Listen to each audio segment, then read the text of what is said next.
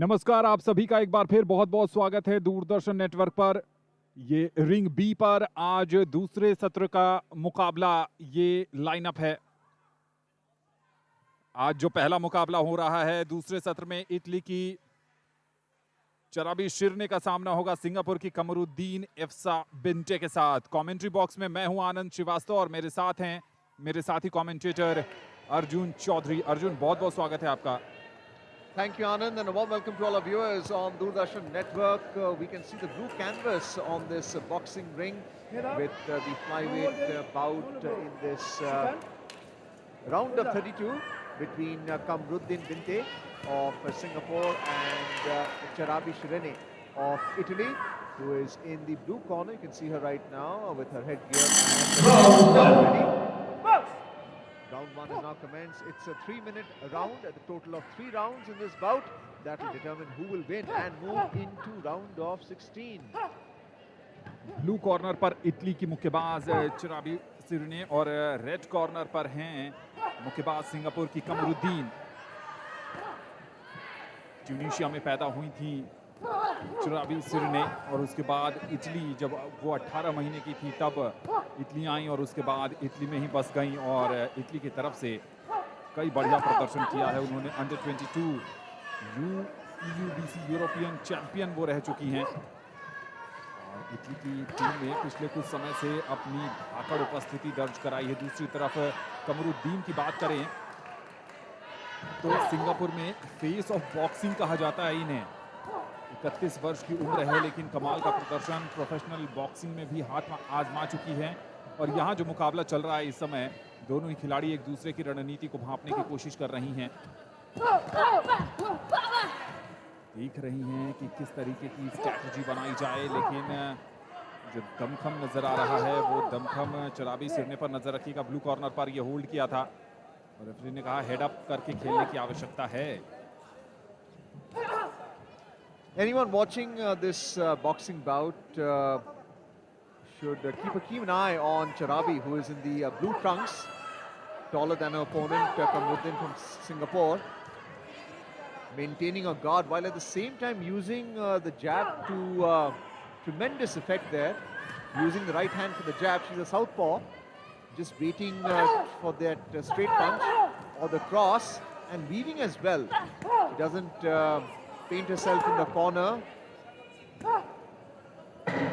Very good jab work by Charabi. Anyone looking to learn boxing, technically very proficient, Charabi. She is the boxer in the blue trunks. 50 seconds to go in round one. The Singaporean boxer Kamruddin in the red jersey, unable to get close, shorter than the two. And that's the advantage of being technically correct, sound like Charabi is.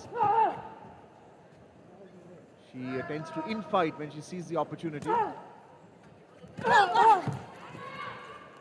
Once again positioning herself. 25 seconds to go. And it's very difficult to assess the strength of the punch here. We are overhead. But good footwork, which means every time she lands a punch, it's a point. And I'm sure the line judges are watching this. And it should be in her favor. 5 seconds to go, Anand. जी हाँ, बिल्कुल। दोनों ही मुक्केबाज जो हैं वो जैब का ज़्यादा प्रयोग करती नजर आ रही हैं। कॉम्बिनेशन पंचेस से पहले राउंड में कम देखने को मिले हैं। यहाँ हवाई फायरिंग कमरुद्दीन की तरफ से आती हुई और पहले दौर की समाप्ति हो गई है। पहले दौर की समाप्ति के बाद एडवांटेज किस खिलाड़ी को मिलेगा यहाँ से कहना बहुत कठिन है, क्योंकि बहुत ज़्यादा क्लीन इम्पैक्ट दोनों ही खिलाड़ियों की तरफ से नहीं देखने को मिला। जो क्लीन पंच जड़ने की बात मुक्केबाजी में हमेशा होती रही है वो यहाँ से देखने को नहीं मिला। जब हम स्लो मोशन में एक्शन रिप्ले देखेंगे वहाँ पर ज़रूर नज़र आएगा। यहाँ पे देखिए होल्ड किया था, साइड पंचिंग ज़्यादा नज़र आई है। एक जैब ज़रूर लेफ्ट जैब कनेक्ट हुआ था, राइट हुक, हवाई फायरिंग। यहाँ पर ब्लू कॉर्नर की तरफ से एक क्रॉस, चूंकि वो साउथ पॉ हैं और इटली की चराबी शिरने ने बाजी मार ली है पहले दौर में। यूनानिमस डिसीजन 5-0 से आगे चल गई हैं। लेकिन भारत की जो जज हैं उन्होंने ओपोनेंट खिलाड़ी यानी कमरुद्दीन को 8 अंक दिए हैं, यानी मुश्किल में आ गई है सिंगापुर की कमरुद्दीन बिनते। दूसरे दौर की शुरुआत हो चुकी है। क्या रणनीति में बदलाव देखने को मिलेगा? कमरुद्दीन की तरफ से ज्यादा अटैक करने की जरूरत होगी। दोनों में ऊंचाई के मामले में यानी हाइट में छोटी हैं, अपर कट लगा सकती हैं। क्योंकि जब आपकी हाइट कम होती है तो अपर कट आपके पास एक बड़ा हथियार होता है। देखना है क्या वो ट्राई करेंगी और अगर ट्राई करती हैं तो कितना सफल हो पाती हैं। Well, Kamruddin of Singapore in the red trunks struggling with the distance that's been maintained by Charabi of Italy in the blue trunks. And during the break period of 1 minute, we could see the trainer, coach of Kamruddin, just advising her to in-fight, get closer, because trying to use a long reach for the jab and then a cross would certainly not be something that Kamruddin would be successful in. But Charabi has been doing quite well, and we have seen the Indian boxers also, Sakshi included, using the long reach quite well, using the jab and then the cross consistently over 3 rounds. And that's exactly what Charabi is doing here for Italy. जी हाँ, बिल्कुल। Italy की मुक्केबाज ने इस मुकाबले में अपना प्रभुत्व स्थापित कर लिया है। कोशिश कमरुद्दीन की तरफ से जरूर थी, राइट हुक लगाने का प्रयास, लेकिन असफल हुई, कनेक्ट नहीं कर पा रही हैं। हाइट के एडवांटेज को बखूबी अपना मजबूत पक्ष बना रही हैं। राइट हुक इस बार आता हुआ चराबी की तरफ से, लेकिन बिल्कुल उस ढंग से कनेक्ट नहीं हो पाया जिस ढंग से वो चाहती थी। इस बार लेफ्ट जैब आता हुआ कमरुद्दीन की तरफ से, कनेक्ट जरूर हुआ था, पर फिर हवाई फायरिंग बढ़िया तरीके से बॉब एंड वीव के सहारे अपने को बचाने में सफल हो रही हैं इटली की मुक्केबाज। यहां पर होल्ड और क्लिंच नहीं कर सकते, दोनों को कॉशन दिया गया है रेफरी की तरफ से। इस बार बढ़िया प्रहार, कॉम्बिनेशन पंचेज का प्रदर्शन करती हुई कमरुद्दीन। पहले जैब, उसके बाद क्रॉस। हेड डाउन, बहुत ज्यादा हेड डाउन कर रही हैं, ये खतरनाक हो सकता है। इंटरवीन किया है रेफरी ने और जरूर कहेंगे कि हेडअप करके खेलिए एक बार दोबारा। थोड़ा सा थकावट भी नजर आने लगी है कमरुद्दीन की तरफ से, चूंकि उम्र ज्यादा है, 31 साल से ज्यादा है। इस तरीके से आप बॉक्सिंग रिंग में पहलवानी का प्रदर्शन नहीं कर सकते हैं, आपको कॉशन दिया जाएगा। कह रहे हैं कि पुश मत करिए। Well, that was almost a throw, and Kamruddin lucky not to be penalized for 1 point. Charabi this time weaving, knowing that Kamruddin is looking to in-fight, get closer to her, and that's where we see the uppercut being employed. We haven't seen that so far. None of the women boxers have employed that successfully, especially the shorter ones. And you can see here the Singaporean boxer losing a footwork, which is why she will not get any point in this round 2 either. And that's been the hallmark of Charabi, the Italian boxer in your screen right now. Her technique has been excellent so far. She's not allowed the Singaporean boxer to come back. Defence के जितने अंक होने चाहिए वो सारे के सारे चराबी ले जाने में कामयाब हो जा रही हैं। ये देखिए, एक लेफ्ट जैब कनेक्ट किया था उन्होंने, और इस एंगल से देखते हैं हवाई फायरिंग और साइड पंचिंग ज्यादा कर रही हैं कमरुद्दीन। गार्ड के साथ खेल जरूर रही हैं, लेकिन जब गार्ड हट रहा है वहां पर काउंटर पर काफी प्रभावी साबित हो रही हैं चराबी सिरने। अंकों में बदलाव होगा ऐसा लगता नहीं है। जी हां, बिल्कुल सही। इटली की चराबी सिरने ने अब तक दूसरे दौर की समाप्ति के बाद यूनानिमस ढंग से 5-0 की बढ़त बना रखी है। 2 जजेस ने 17-17 अंक दिए हैं, चेक गणराज्य के और तुर्कमेनिस्तान के। इसका मतलब साफ है कि मुकाबला कमरुद्दीन बिनते के हाथ से फिसलता हुआ। Round 2 also in favor of Charabi of Italy in the blue trunks. The color blue synonymous with Italy, if you are an Italian national. We're into the final round now, and already a clinch taking place in the corner post of the boxing ring. And we can see Kamruddin of Singapore in the red trunks, desperate, trying to pin Charabi down. This final 2.5 minutes, she has to do something if she wants to come back into the match. Combination punches, again not connecting, and really the 8-point count by the referee, he probably missed that because there was a counter jab on the part of Charabi. Every time the Singaporean boxer comes close, all that Charabi has to do is just throw out the left jab, and it connects right in the center of the face. This time just weaving away and hitting her on the side. That's the intelligence and the technique that we're seeing from Charabi of Italy. Italy also has a long history of boxing in the European circuit.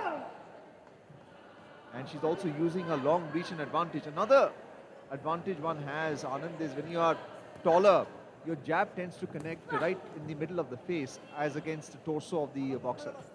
जी हाँ बिल्कुल. और अब यहाँ पर सिर्फ समय बर्बाद कर रही हैं इटली की चराबी सिरने, चूंकि उनको पता है कि टूर्नामेंट में आगे तो बहुत लंबा सफर तय करना है. ये सिंगापुर का खेमा था और अलाउ कर रही हैं सिंगापुर की कमरुद्दीन बिनते को कि आप मूव करिए, आप अपनी तरफ से प्रयास करिए. जैसे ही पंच आ रहा है वो पीछे हट जा रही हैं. करो या मरो का मुकाबला कमरुद्दीन के लिए संभवतः इस मुकाबले में अगर बने रहना है तो जरूर करारे प्रहार करने होंगे, नॉकआउट की तरफ ही जाना होगा. उसके अलावा कुछ विकल्प दिख नहीं रहा है. 1 मिनट से भी कम का समय बाकी रह गया है और अब सिर्फ समय बर्बाद करने की स्ट्रैटेजी में हैं चराबी सिरने. उनको पता है कि अगर यूं ही समय निकाला जाए तो मुकाबला अपनी गिरफ्त में आ चुका है. शेल गार्ड, बढ़िया डिफेंस कमरुद्दीन की तरफ से दिखता हुआ. कोई ज्यादा प्रयास भी नहीं कर रही है चराबी. और इस बार बढ़िया पंच कनेक्ट किया है, एक राइट हुक. कितना कनेक्ट हुआ है इस बार. लेफ्ट जैब बिल्कुल सीधा चेहरे पर लगा है. रेफरी का इंटरवेंशन आता हुआ. कह रहे हैं कि हेड डाउन नहीं कर सकते आप, उनको दबा नहीं सकते हैं. एक और लेफ्ट जैब कनेक्ट करती हुई वहां पर चराबी सिरने. और 10 सेकंड से कुछ ज्यादा का समय बाकी रह गया है. ये संभवतः अंतिम प्रयास होगा. क्या कुछ यहाँ कमाल करेंगी कमरुद्दीन? जी नहीं. एक और राइट हुक कनेक्ट किया है इस बार चराबी सिरने ने. और इसके साथ ही हूटर बजने की ध्वनि और हूटर की आवाज के साथ ही ब्लू कॉर्नर में उत्साह भी है, उमंग भी है. और ऐसा लगता है कि जीतने का जज्बा जो लेकर वो उतरी इनिंग में वो कामयाबी भी हासिल कर ली है. लेकिन बने रहिए, ऑफिशियल रिजल्ट का हमें भी इंतजार है. तब पता चलेगा कि कौन बना है विजेता और किसका हुआ है सफर समाप्त. Well, we saw Kamruddin in the red corner. We can see Charabi right now in the blue trunks as she's taking off the gloves and the headgear. The Charabi was technically superior, but Kamruddin was far more aggressive. And did she do enough to be considered in this third and final round? The scissors are now being employed to just take off that duct tape around the boxing gloves because it's attached by Velcro. That's Charabi on your screen right now. You can see happy faces in the blue corner, the Italian corner. They can sense that a victory is going to be in favor of Charabi. And it should be. She's been a superb practitioner of the boxing technique. बिल्कुल. और देखिए जो हाथ में strap करती हैं मुक्केबाज, उसमें कुछ संदेश भी लिखे हुए हैं चराबी सिरने के. हो सकता है परिवार के सदस्य या फिर कोचेज या फिर इनके जो शुभचिंतक हैं, दोनों ही तरफ के ऐसे नज़ारे स्ट्रैप पर. अब होगा विजेता का ऐलान. एक के चेहरे पर होगी खुशी और एक के चेहरे पर आएंगे निराशा के भाव. जी हाँ, इटली की चराबी सिरने ने इस मुकाबले को शानदार, जानदार और धमाकेदार अंदाज में जीतकर विश्व महिला मुक्केबाजी चैंपियनशिप में आगे का रास्ता बना लिया है. सफर समाप्त होगा सिंगापुर की कमरुद्दीन बिनते का. 31 वर्षीय कमरुद्दीन, प्रदर्शन बढ़िया जरूर था. राष्ट्रीय चैंपियन रही हैं सिंगापुर की, लेकिन यहां इटली की चराबी सिरने के सामने उनकी एक नहीं चली. जीत मिली है इटली को और हार आई है सिंगापुर की झोली में. Well, tremendous victory there by Charabi. The replay suggesting Kamruddin in the red jersey, very aggressive, but it's been countered by technique and the right crosses, left crosses on the part of Charabi as she's declared the winner by the referee there in this flyweight bout in the round of 32, which means Charabi has now moved into the round of 16, also known as the pre-quarterfinals. The first bout in this post 6 p.m. Sparring contest is now over. We are into the second session now. The second bout will now take place in Ring B. There are two rings in this KD Jadhav Indoor Hall at the IG Sports Complex. In Ring B itself, the second bout will take place between Valentinova of Bulgaria and Nguyen of Vietnam. Valentinova is in the red. This is also the flyweight weight category. In the elite women's 50 to 52 kilograms, you have the Vietnamese versus the Bulgarian. You can see the blue canvas. You also have a female referee who will be officiating this bout. There's also a supervisor and 5 line judges who determine who has managed to score points. These are the judges from Cuba, Korea, Algeria, Russia and Argentina who are alongside the ring. And you also have other officials outside the ring, ring B. Spectators who are egging on, enjoyed the afternoon session. And now we have the evening session after 6 o'clock, shown live on this Doordarshan network. We saw earlier Charabi Sirene winning her 50 to 52 kilogram flyweight bout against Binte of Singapore. She's moved into the round of 16 now. And next is Valentinova of Bulgaria, will be taking on Nguyen of Vietnam. In the afternoon session, the key highlights, if you are an Indian supporter, has been Sakshi's victory against Martinez Henao Maria Jose of Colombia.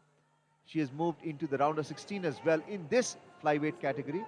We can now see, coming back to the present bout in ring B, we have the Bulgarian Poptelova Venelina Valentinova, East European bloc country, as she is making her way to ring B. The blue canvas is now on site along with one of the line judges, and this is a Vietnamese boxer who is Nguyen Thi Ngoc Tran. She is in the blue trunks and the blue jersey, also making her way into ring B.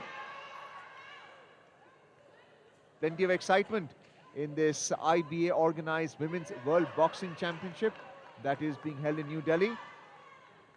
We are in the KD Jadhav Indoor Hall, which is the site for both the rings A and B at the IG Sports Complex. Venelina Valentinova, and this is Nguyen of Vietnam as she enters the ring. Vietnam की 18 वर्षीय नुगयन, जिन्होंने 2022 में जो पिछला वर्ष गुजरा है वहां पर Thailand open international boxing championship में स्वर्ण पदक अपने नाम किया था और कमाल का प्रदर्शन किया था वहां नुगयन ने। उस समय वो दुनिया की 7वें नंबर की मुक्केबाज थी। तो काफ़ी फुर्ती चुस्ती है, काफ़ी तेज़ गति से खेलती हैं और साथ ही बात करें तो कमाल का प्रदर्शन भी रहा है।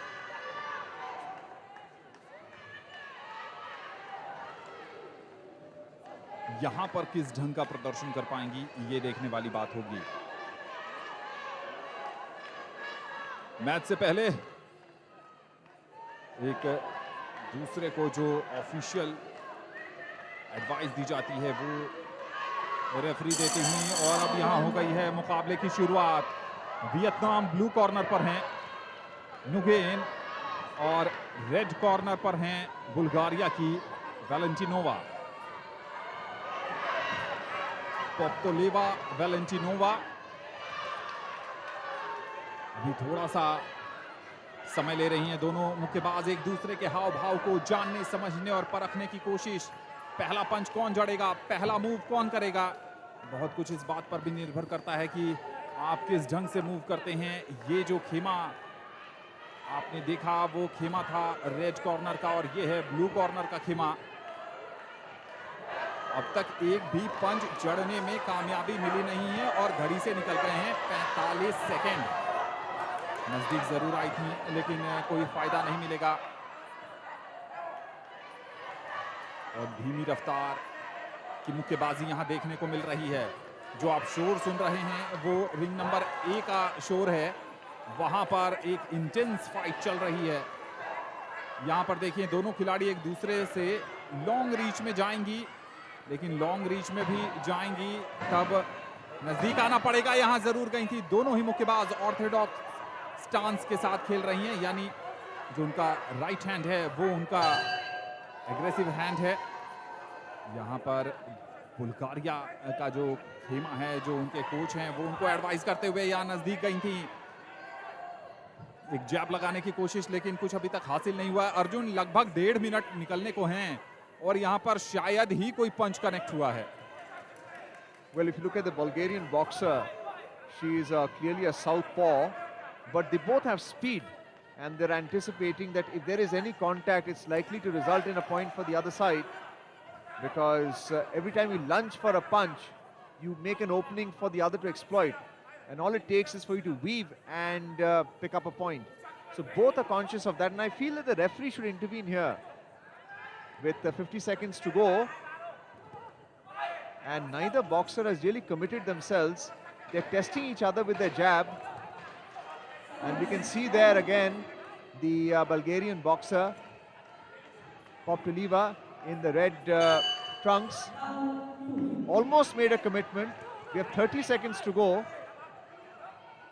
and it'll be interesting how the scoring is done if there is no contact in the remaining 20 seconds. Well, there is already Nguyen. She's done quite well in this sparring so far, but the punches have, and the cross punches have really not connected. 5 seconds to go. Interesting to see how the referees, the line judges assess this, because we are overhead and they can see at par.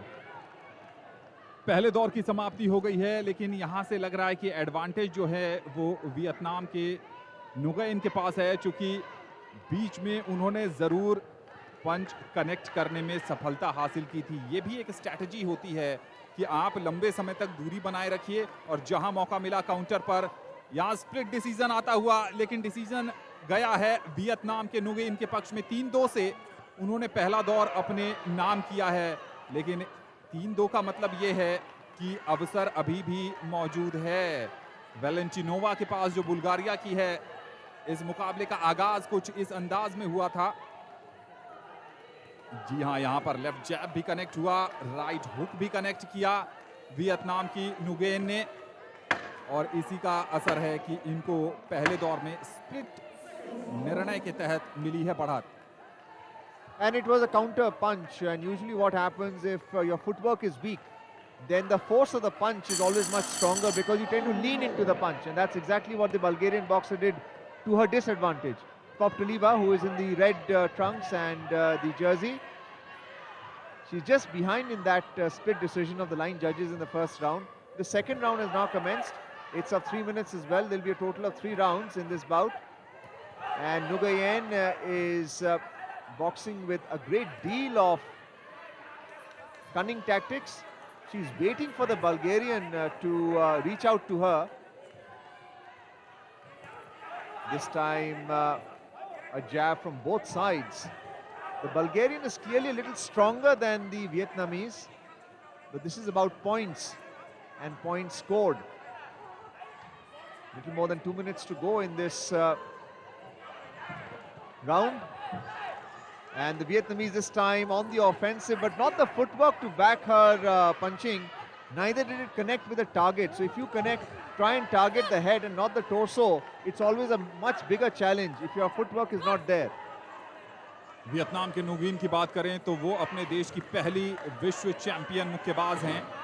13 वर्ष की उम्र में ही उन्होंने मुक्केबाजी शुरू कर दी थी, और उसके बाद एक बढ़िया चमक धमक बिखेरी है उन्होंने मुक्केबाजी के क्षेत्र में। इस समय परेशान करके रखा हुआ है उन्होंने बुल्गारिया की वैलेंटिनोवा को।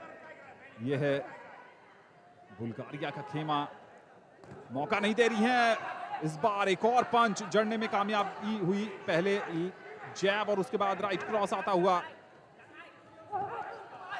कॉम्बिनेशन जैब और क्रॉस का इनका पसंदीदा है, और उसी पर पूरा फोकस करके रखा है। देखिए पूरे रिंग के चारों तरफ उनको छका रही हैं, घुमा रही हैं। अटैक करना पड़ेगा, अटैक करने की जरूरत है यहां पर बुल्गारिया की वैलेंटिनोवा को अगर मुकाबले में बने रहना है तो। दूसरी तरफ बात करें नुगेन की, स्ट्रैटेजी बिल्कुल साफ है। दूर रहेंगी, नजदीक बुलाकर काउंटर पर अटैक करेंगी, और इसका फायदा भी अब तक मिल रहा है। समय लेती हुई आमंत्रित कर रही हैं कि आइए आप मूव बनाइए, और उसके ये देखिए जैसे ही देखा कि थोड़ी सी ढीली पड़ रही हैं, वहीं पर अटैक। कमजोर पड़ने पर प्रहार करना, इस रणनीति के साथ खेल रही हैं वियतनाम की नुगाइन। Another counter punch by Nguyen. And she's been able to score a point every time the Bulgarian has committed herself in the red trunks. Poptuleva, 15 seconds to go. 10 seconds to go. Plenty of encouragement from her side. But Nguyen cannot be underestimated in the blue trunks. And this time a commitment by the Bulgarian, throwing a left cross. But has it connected? What is the mind of the line judges? What are they seeing? They're seeing footwork, they're seeing force of punch, they're seeing if the punch is landing into the target or not. And that's key really to whether this round goes in favor of the Bulgarian or the Vietnamese. यहां से तो साफ लग रहा है कि Vietnam की नुगाइन, जी हां, स्प्लिट डिसीजन अब भी है, लेकिन स्प्लिट डिसीजन में वियतनाम की नुगाइन 3-2 से बढ़त बनाने में कामयाब हो गई हैं। क्या ये बढ़त अंत तक बरकरार रहेगी? दबाव बढ़ता हुआ यहां पर बुल्गारिया की वेलेंटिनोवा के पास। ये देखिए, एक अच्छा राइट क्रॉस कनेक्ट किया था वहां पर वेलेंटिनोवा ने। ये बहुत बढ़िया, बहुत शानदार तरीके से राइट क्रॉस पर बिल्कुल परेशान करके रखा है। साइड पंचिंग ज्यादा हो रही है। तीसरे राउंड की शुरुआत होगी। ये अंतिम 180 सेकंड हैं वेलेंटिनोवा के नजरिए से देखें तो इस मुकाबले में वापसी करने के, और अगर नुगाइन की तरफ से देखें तो अपनी इस बढ़त को बरकरार रखना होगा अगर महिला विश्व मुक्केबाजी चैंपियनशिप में आगे का राह निकालना है। तो इस बार तीसरे और अंतिम दौर में ज्यादा अटैकिंग बॉक्सिंग देखने को मिल रही है नुगाइन की तरफ से। इस बार पहले इनिशिएट कर रही हैं। अभी तक 2 दौर में हमने देखा था कि नुगाइन को पीछे से बॉक्सिंग कर रही थी, लेकिन इस बार ज्यादा अटैक करने की कोशिश। तारीफ करनी पड़ेगी वेलेंटिनोवा की भी। अभी भी टैंक में एनर्जी बरकरार है और वो एनर्जी यहां पर दिखाती हुई तीसरे दौर में। We've seen the Bulgarian not able to weave and take advantage every time the Vietnamese Nguyen loses her footwork, and I think that has been her downfall so far. 2 minutes to go in this final round, and will the Bulgarian Poptuleva in the red jersey and trunks be able to make a difference? It's a difference between winning the bout or not, because in the first 2 rounds it's a Vietnamese who has won by a split decision. If in this third round Poptuleva does not make a difference, this time attempting a hook, but this was at the back of the headgear, and that's exactly what the referee has pointed out. It's very important to hit in the middle of the face, not into the headguard itself. Line judges are watching it, and they would award the points on the basis of that. Perhaps Poptuleva made contact there with the left cross, but it's not backed by a reliable jab, and that's the reason why Nguyen has managed to stay ahead. Minute and 10 seconds to go. Nguyen in the blue trunks and jersey. This time looking to use a right cross, but not landing. The Bulgarian's headgear is a little loose. This time weaving correctly, but Nguyen doing well to keep her out of bounds. उन्हें पता है कि बस अब चंद लम्हे हैं इस मुकाबले को, अगर यूं ही समाप्त कर लेती हैं तो निश्चित तौर पर आगे बढ़ने में सफल होंगी। लेकिन दूसरी तरफ अगर वेलेंटिनोवा की बात करें तो उनके लिए जरूरी है कि कुछ पंचेज बिल्कुल सही टारगेट जोन पर लगाए जाएं। एक लेफ्ट हुक ट्राई किया था, थोड़ा सा साइड जाता हुआ यहां पर, और उसके बाद जैब और क्रॉस का कॉम्बिनेशन थोड़ा सा परेशान किया है मुकाबले के अंतिम लम्हों में बुल्गारिया की वेलेंटिनोवा ने। देखना होगा क्या इस मोमेंटम को बरकरार रख पाएंगी। थोड़ी सी वहां पर मुश्किल जरूर हो रही है। इस बार राइट क्रॉस करने की कोशिश थी, लेकिन सफलता नहीं मिली। ज्यादा प्रहार, हवाई फायरिंग होती हुई दोनों ही मुक्केबाजों की तरफ से। यहां पर बहुत बढ़िया स्लिप किया और अपने आप को डक भी किया था ताकि बचा जा सके। और ये देखिए, मेंटल गेम की शुरुआत हो गई है। जैसे ही फाइनल हूटर बजा है। बुल्गारिया की वैलेंटिनोवा ने अपना हाथ हवा में लहराकर ये जता दिया है कि मुकाबला उनके पक्ष में जा रहा है। आप कितने भी माइंड गेम खेलते रहिए, जजेस पर इसका कोई प्रभाव नहीं पड़ेगा। उन्होंने अपना निर्णय सुपरवाइजर को दे दिया है और अब ये तय होगा कि कौन बढ़ेगा आगे और कौन जाएगा अपने घर। लेकिन बढ़िया मुकाबला देखने को मिला यहाँ पर। There appears to be a bout review because of how close the boxes are to winning or losing this bout. As you mentioned, the supervisor is going to hand over the decision to the referee.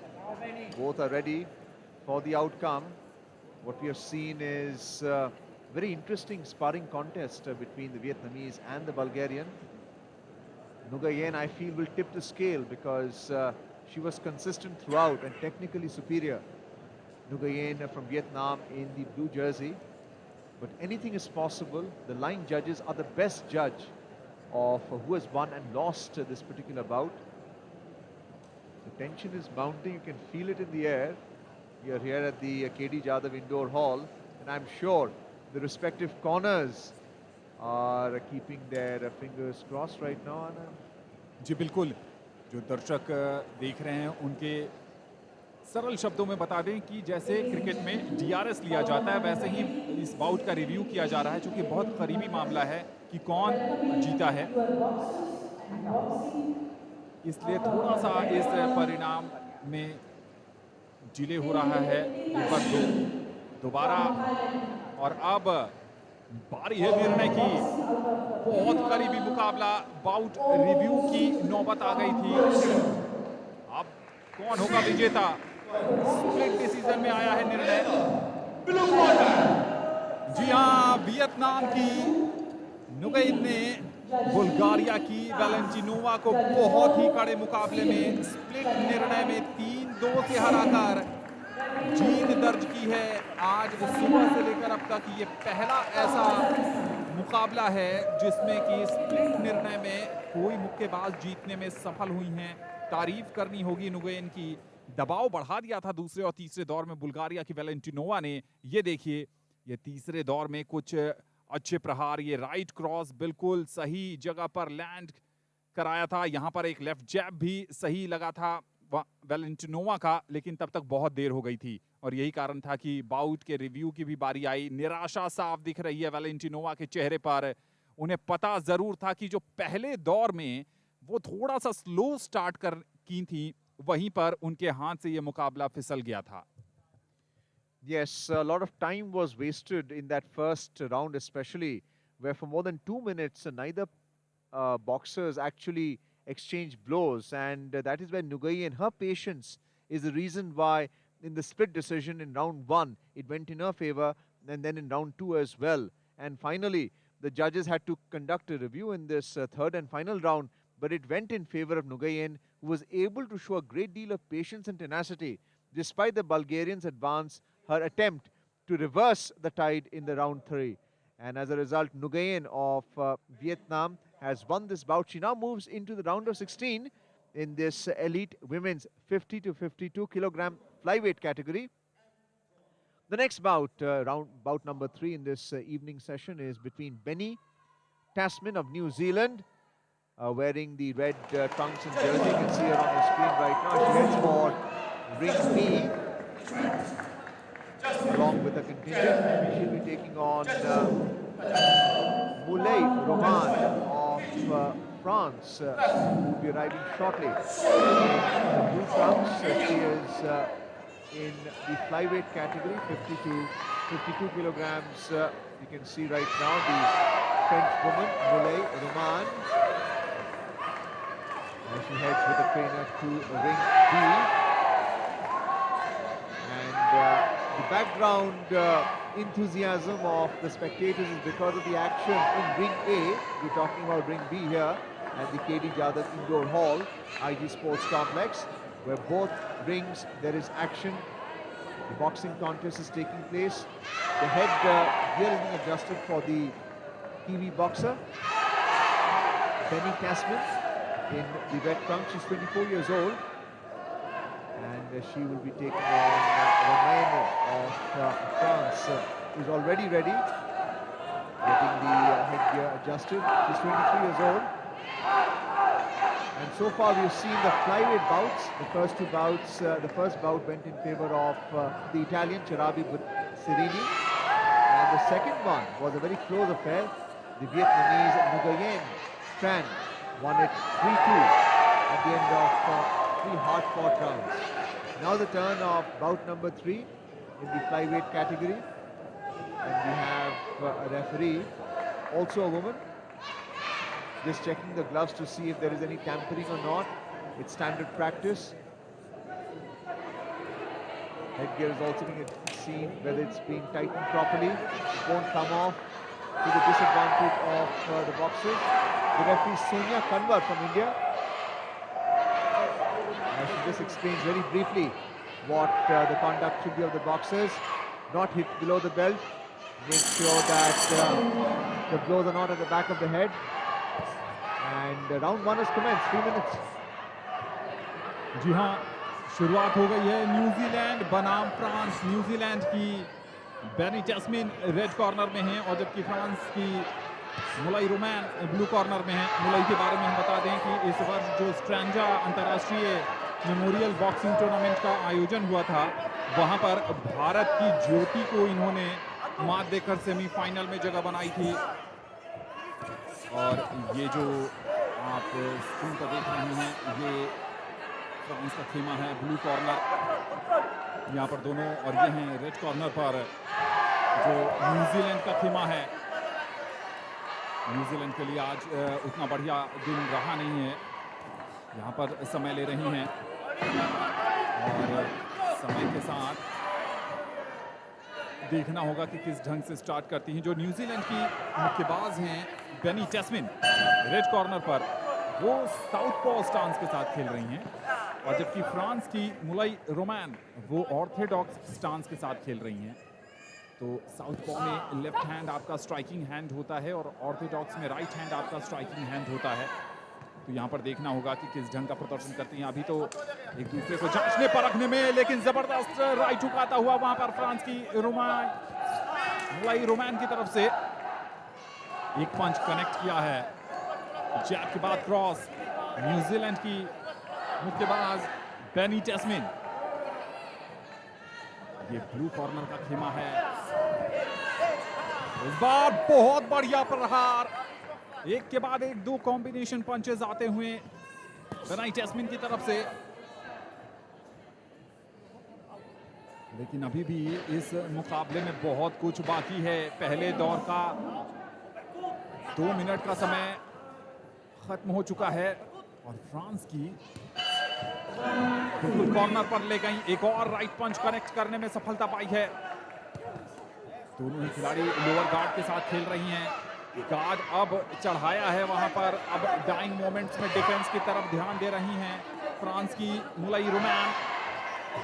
जबकि New Zealand की बेनी टेस्मिन की बात करें तो आक्रामक करने के लिए जानी जाती हैं। एक राइट अपर कट भी ट्राई किया था और बिल्कुल सही जगह पर जड़ने में कामयाब हुई थी वहां पर फ्रांस की मुलाई रोमैन। और अब तो डिफेंस ही करिए। 15 सेकंड का समय बाकी है। 1 मिनट में सांस लीजिएगा, अपनी एनर्जी वापस लाइएगा और एक नए अंदाज में, एक नए जोश में। लेकिन डाइंग मोमेंट्स चल रहे हैं पहले दौर में, हूटर कभी भी बच सकता है।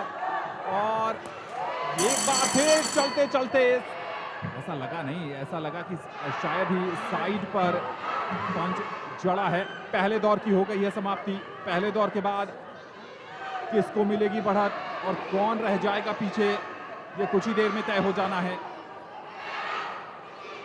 Well, Mulay remained in the blue corner. One got the sense that there was more power because of better footwork every time she contacted. And I was correct. The first round, in fact, is in favor of Mulay Romain of France. We saw Benny Tasman of New Zealand in the red corner as she's advised by her corner trainer and coach. Despite the longer reach, being taller, she was not able to take advantage of it because there wasn't sufficient force and footwork in her punching. You can see that in the replay as well. Despite getting close, not able to contact, and this is where Mulay of France was able to pick up points, the combination punches, and that's exactly what the line judges saw, and they awarded the first round in Molay Roman's favor from France in the blue trunks. We're into round 2 now, which is of 3 minutes duration. Beni टेस्मिन की बात करें तो 2018 में जो Australia के gold coast में राष्ट्रमंडल खेल हुआ था, वहां पर उन्होंने ब्रॉन्ज मेडल जीता था 48 किलोग्राम भार वर्ग में। 24 वर्षीय और एकमात्र उपलब्धि उनके खाते में राष्ट्रमंडल खेलों का वो कांस्य पदक ही है। उसके बाद कई प्रतियोगिताओं में उन्होंने प्रदर्शन जरूर किया है, लेकिन बहुत ज़्यादा अंतर्राष्ट्रीय स्तर पर उनको ख्याति मिली नहीं है। यहाँ पर कुछ करने का जज्बा लेकर आई हैं, एक बार फिर प्रयास जरूर किया था, लेकिन पंच लैंड नहीं हो रहे हैं। जैब्स और जो क्रॉस है उसका कॉम्बिनेशन चल नहीं पा रहा है। अपर कट ट्राई कर रही हैं वहाँ पर फ्रांस की मुलाई रोमान, बहुत कम देखने को मिला है। अपर कट अगर आप कनेक्ट करने में कामयाब हो जाती हैं तो फिर क्या कहने, सोने पे सुहागा होगा। रेफरी कह रही हैं आप सर के पीछे नहीं प्रहार कर सकती हैं, आपको नियमों के तहत ही चलना पड़ेगा। फुटवर्क के मामले में फ्रांस की मुलाई रोमान ज्यादा प्रभावी नजर आ रही हैं, ज्यादा तेज नजर आ रही हैं, और शायद इसी कारण उन्होंने परेशान करके रखा है बेनी टेस्मिन को। बेनी टेस्मिन के पास अनुभव जरूर है, लेकिन यहाँ पर बहुत ज्यादा अपना दमखम दिखा नहीं पा रही हैं फ्रांस की मुलाई रोमान के सामने। और एक बार फिर साइड पंचिंग करती हुई मुलाई। We're seeing ducking and weaving by Molay there of France, and she's trying to get into a closer position in fighting. We haven't seen the uppercut yet, but she's very strong with the hook, not using the jab but just the hook, and that's the reason why Molay has picked up the first round in her favor. But we saw the referee in this round just warning her that the hook tends to not be straight, it tends to swing, and that's where it tends to hit in the back of the headgear. Once again being warned by the referee. And what the cross does is, it tends to be a straighter punch when you use the jab. We haven't seen that from Molay. Very unorthodox technique employed by Molay of France. 30 seconds to go. And the Kiwi boxer, Benny, is really struggling at this point. Can she make a comeback or not? वापसी करने के लिए अपने खेल के स्तर को ऊपर उठाने की जरूरत है। यहाँ पर एक लेफ्ट जैब बिल्कुल सीधा चेहरे पर कनेक्ट करने में सफल जरूर हुई है बेनी टेस्मिन। क्या इससे बदलाव महसूस होगा स्कोर पर, ये तो आने वाला समय बताएगा, लेकिन दूसरे दौर का डाइंग मोमेंट का मुकाबला चलता हुआ यहाँ पर। और इसके साथ ही दूसरे दौर की समाप्ति हो गई है। दूसरे दौर के कुछ अवसरों पर जरूर प्रभावित किया है वहां पर न्यूजीलैंड की बेनी टेस्मिन ने। अर्जुन, ये नजारा जो है कि ब्रेक में भी वो बैठ नहीं रही हैं। पहले ब्रेक में भी हमने देखा वो खड़ी हैं। अमूमन हम देखते हैं ज्यादातर जो मुक्केबाज हैं। और ये देखिए स्कोर कंफर्म होता हुआ फ्रांस की मुलाई रोमान ने यूनानिमस ढंग से 2-0 की बढ़त बना ली है अपनी प्रतिद्वंद्वी न्यूजीलैंड की बेनी टेस्मिन के खिलाफ। लेकिन दोनों ही ब्रेक में बिल्कुल खड़े खड़े अपने कोच के इंस्ट्रक्शंस को सुन रही हैं। ये देखिए एक्शन रिप्ले, ये बहुत बढ़िया राइट स्ट्रेट कनेक्ट किया था। और ये देखिए जो हवाई फायरिंग ज्यादा कर रही हैं न्यूजीलैंड की बेनी टेस्मिन, और शायद इसी कारण पिछड़ रही हैं। पंचेस कम कनेक्ट किए जरूर है मुलाई रोमान ने, लेकिन वो सही टारगेट पर कनेक्ट किए हैं। बेनी टेस्मिन जो हैं वो साइड पंचिंग कर रही हैं और हवाई फायरिंग ज्यादा कर रही हैं। Well, round 3 is now commenced, 3 minutes duration. An interesting point you made, Anand, about Benny standing in a corner during that 1-minute break. One gets the impression that maybe she is taking instructions, prefers standing. But for a high intensive sport like boxing, you want to take as much rest as possible in that break period.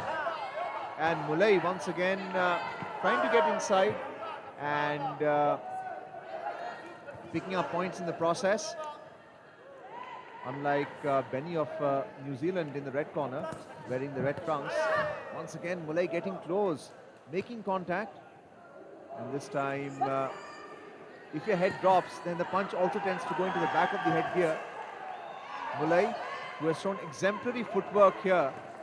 There is power in her punching, and that's the reason why she's been awarded both the rounds in her favor. जी हाँ बिल्कुल, और defence के जितने भी अंक मिलने चाहिए वो फ्रांस की इस मुक्केबाज के नाम होंगे, चूंकि बहुत बढ़िया ढंग से खुद को बचा रही हैं। और यहाँ पर बेनी टेस्मिन के पास कुछ आखिरी लम्हे, ये ब्लू कॉर्नर, पता है कि अगर इसी ढंग से ये मुकाबला चलता रहा तो उनके पक्ष में चला जाएगा। कुछ अलग, कुछ नया, कुछ लाजवाब करने की कोशिश करनी पड़ेगी बेनी टेस्मिन को अगर इस मुकाबले में बने रहना है तो। और अब तो समय बर्बाद कर रही हैं मुलई रोमान। और देखिए डिफेंस, शेल गार्ड ऊपर कर लेती हैं जैसे ही देख रही हैं कि पंच आ रहा है, चूंकि अब पता है कि समय कम रह गया है, लगभग 1.5 मिनट का समय रह गया है। अपर कट ट्राई जरूर कर रही हैं लेकिन सटीक निशाने पर जम नहीं पा रहा है वो पंच। एक राइट हुक भी ट्राई किया था, शायद कनेक्ट हुआ है, लेकिन बेनी टेस्मिन क्या करेंगी अब? तर्कस में कौन सा तीर बचा कर रखा है जो इन आखिरी मिनट में वो जड़ने में कामयाब होंगी?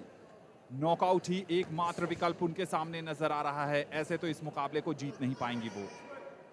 Interesting technique employed by Mulay of France in the blue jersey. She's using the shell guard, and every time she sees an opening, she uses the hook. And we've seen one connect just a while ago, something the line judges must have noticed. 40 seconds to go in this round 3. Arjun अपनी hand speed से भी बहुत ज्यादा प्रभावित किया है मुलई Roman ने। जब हुक के लिए जाती हैं तो वो जो हैंड स्पीड है उससे बहुत परेशान कर रही हैं बेनी टेस्मिन को। और यहाँ पर इंटरवीन करती हुई रेफरी कह रही हैं कि हेड अप करके खेलिए, हेड डाउन करके आप नहीं खेल सकती हैं। जहाँ पर जोखिम ज्यादा है हेड डाउन करने पर। घड़ी पर नजर रखिए, सिर्फ 15 सेकेंड का समय बाकी है। बेनी टेस्मिन क्या एक जबरदस्त अपर कट ट्राई करेंगी, क्या वहां पर नॉकआउट करेंगी? लेकिन अब ऐसा लग रहा है कि मुकाबला ब्लू कॉर्नर के पक्ष में जाता हुआ। And what we've seen from Mulay as the time is running out in favor of the French boxer, and finally the Kiwi is able to land a left cross. Has that been picked up by the line judge? We'll have to wait and see. But what we saw from the French boxer so far, when she was being admonished by the referee, she has used ducking to her advantage. She's not allowed the tall stature of Benny of New Zealand to get the better of Mulay, whom you can see on the screen right now. That's the end of round 3 as well. 9 minutes of intensive boxing. We'll have to wait and see what the line judges rule. It should be in favor of the French woman. जी हाँ बिल्कुल, यहाँ से तो यही लग रहा है। और 2 दौर में वो 5-0 की बढ़त पर थी और यहाँ पर ऐसा लग नहीं रहा है कि कोई परिवर्तन होगा। लेकिन ये तो निर्णय ही बताएगा, ये सब सिर्फ कयास हैं, अनुमान हैं। अनुमान और हकीकत के बीच का फासला बस चंद लम्हों में ही दूर हो जाना है। क्या फ्रांस की मुलई रोमान बढ़ेंगी आगे? यूनानिमस डिसीजन है तो निश्चित तौर पर फ्रांस के मुक्केबाज की तरफ ही होगा। जी हाँ, फ्रांस की मुलई रोमान ने एक तरफा अंदाज में, शानदार, जानदार और धमाकेदार अंदाज में 5-0 से हरा दिया है न्यूजीलैंड की बेनी टेस्मिन को और इस महिला विश्व मुक्केबाजी चैंपियनशिप में अपने सफर को बढ़ा दिया है आगे। थोड़ी सी निराशा जरूर होगी बेनी टेस्मिन के लिए। न्यूजीलैंड से आई, अपना दमखम दिखाया, प्रभावित जरूर किया, दर्शकों को भी रोमांचित किया, लेकिन इस सफर में आज ये फुल स्टॉप है उनके लिए। एक नए सफर में, एक नई प्रतियोगिता में जरूर वो आगे बढ़ेंगी, लेकिन यहां पर तो पूर्ण विराम लग गया है उनके लिए। That's a replay there, and Mulay this time just weaving, even though that final punch connected to her jaw, but the line judges ruled correctly in favor of Mulay Roman, who won all 3 rounds in that bout quite comprehensively. The next bout is between Beyza of Turkey and Sara of Serbia. Remember, in the earlier bout, Mulay Roman of France, who won the bout comprehensively, has now moved into the round of 16. And we are about to see the 4th bout commence in the 2nd session at the KD Jadhav Indoor Hall, IG Sports Complex, specific to Ring B. Action is taking place in both rings, but our coverage right now is on Ring B. These are the 5 line judges from Czechoslovakia: Stanislav, Seru of Fiji, Ji-Yoon of Korea, Gonzalo of Argentina, and Mohammed of Algeria. Independent, impartial judges in this women's World Boxing Championship being organized by the IBA, the International Boxing Association. This is a Serbian boxer making her way to ring B. Sara, who is in the red jersey and the red trunks as well. She'll be taking on Beza of Turkey, who is in the blue jersey. This is a flyweight bout between the two boxers in the 50 to 52 kilogram weight category, elite women's. Another round of 32 bout. The winner of this bout will then move into the round of 16, which is the pre-quarterfinals. And plenty of cheer for Beza, who is in the blue trunks and jersey. She's from Turkey. And to our immediate left, we can see and hear, in fact, the Turkish supporters egging on their teammate for a victory in this particular bout against the Serbian, Sara. Sara is 18 years old. We spoke about a 19-year-old boxer in the afternoon session.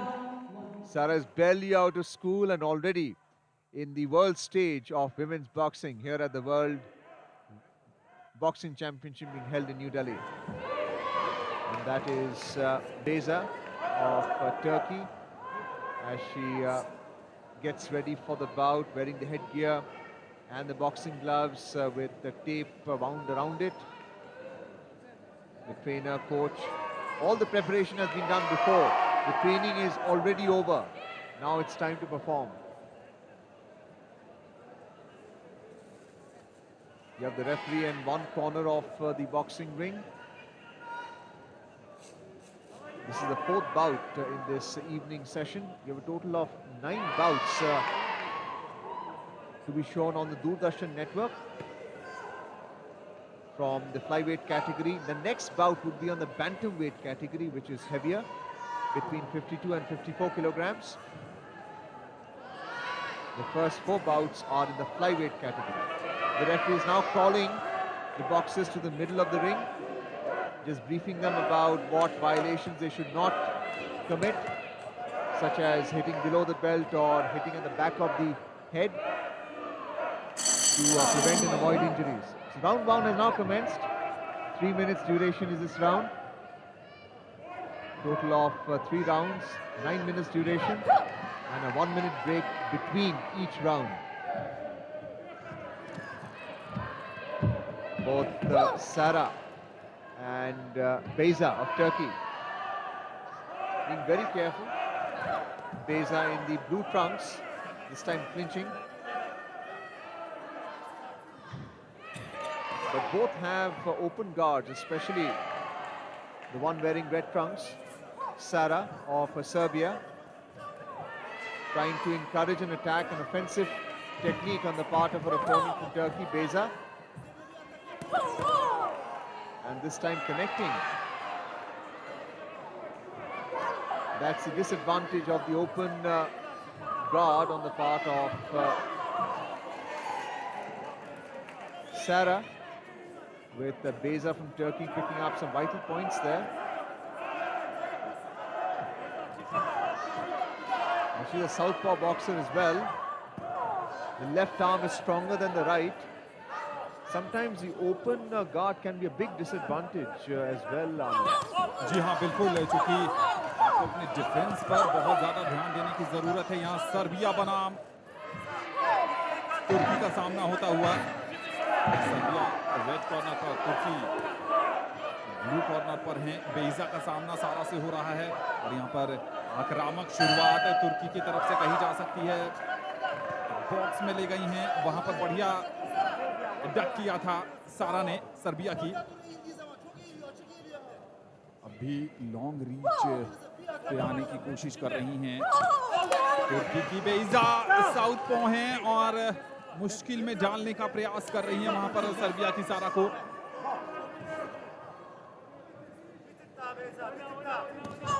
तुर्की बहुत ही विनाशकारी भूकंप की त्रासदी से उबर रहा है और कहते हैं खेल ही लोगों के चेहरे पर मुस्कान लाने का एक अहम जरिया है। वो यहाँ पर जरूर ऐसा प्रदर्शन करना चाहेंगी कि देशवासी को मुस्कुराने का अवसर प्रदान किया जा सके।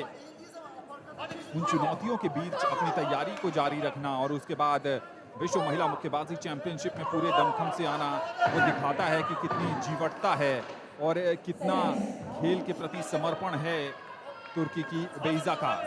मुकाबला बहुत धीमा चलता हुआ, आक्रामक शुरुआत नहीं हुई है, पहले दौर की समाप्ति होने वाली है, लेकिन एक दो पंचेस जो बीच में कनेक्ट करने में कामयाब हुई थी बेइज़ा, उससे ऐसा लगता है कि इस मुड़िया है सारा का और शायद वहीं पर उनको अंक मिल रहे हैं। पंचेस तो बहुत कम कनेक्ट किए हैं, लेकिन डिफेंस के अंक ले जा रही हैं।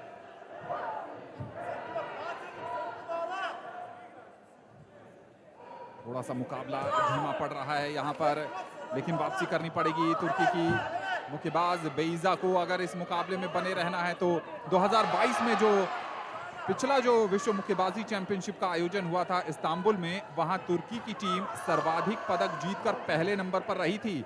और भारतीय दर्शकों को बता दें कि भारत ने 1 स्वर्ण निखत जरीन के रूप में जीता था, 2 रजत पदक जीते थे परवीन हुडा और मनीषा मौन के, और भारत पदक तालिका में 3 पदकों के साथ चौथे स्थान पर रहा था। तो तुर्की को अगर वो प्रदर्शन दोहराना है तो बेइज़ा को बढ़िया यहाँ कमाल करना पड़ेगा। Well, there's no doubt about the Serbian boxer in the red trunks. We're seeing a different avatar in the second round. She's a lot more aggressive and trying to employ that uppercut as well. That means go below, get close in fighting, and then aim at the chin. Very interesting tactic by Sara of Serbia. Beza, who's been technically more correct, has lost out in the first round because of a split decision. But it's a Serbian boxer who's a lot more faster and more aggressive also.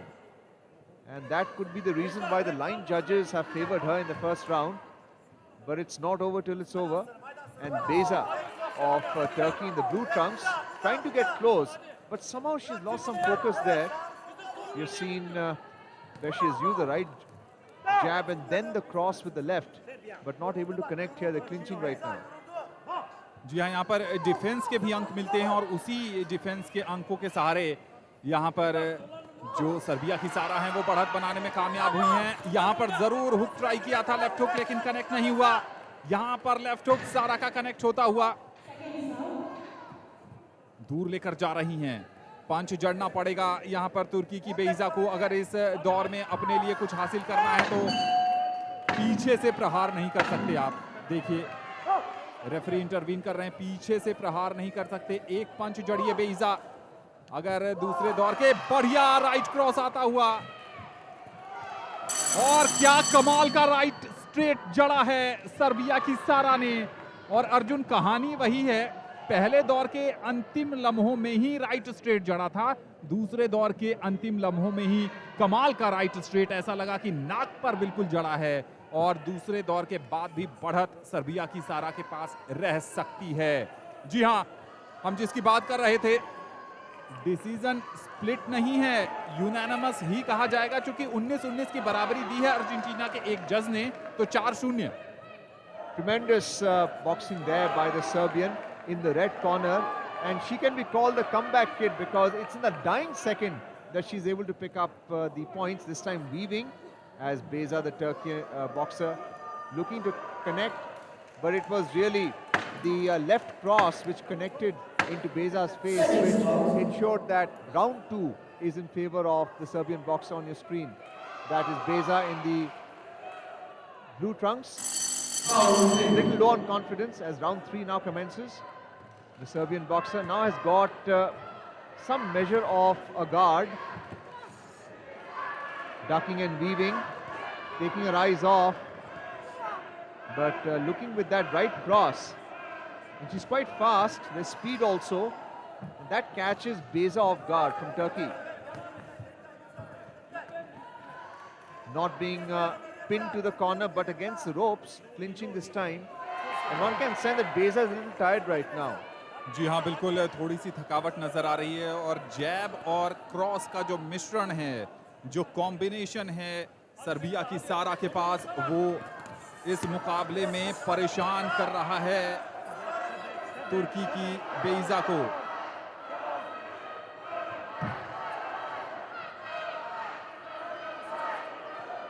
दूसरी तरफ जो मुकाबला चल रहा है वहां दर्शकों का शोर सुनिए, उत्साह। यहां पर तुर्की की बेइज़ा 2 मिनट से कम का समय बाकी रह गया है।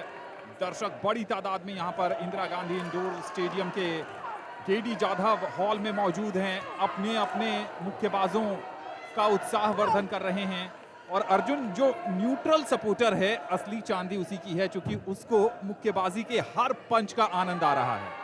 Well, I hope we can be called the neutral supporters here, but it's a great bout that we're witnessing right now, even though all that spectator enthusiasm is in ring A, but it's in ring B that we're seeing Sara in the red trunks really mastering her opponent, Beza from Turkey.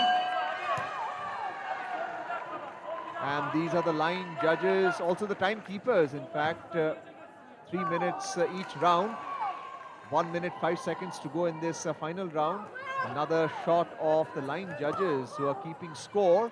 Officials, supervisors, 55 seconds to go as they're observing the proceedings. These are the referees who don't have an easy job.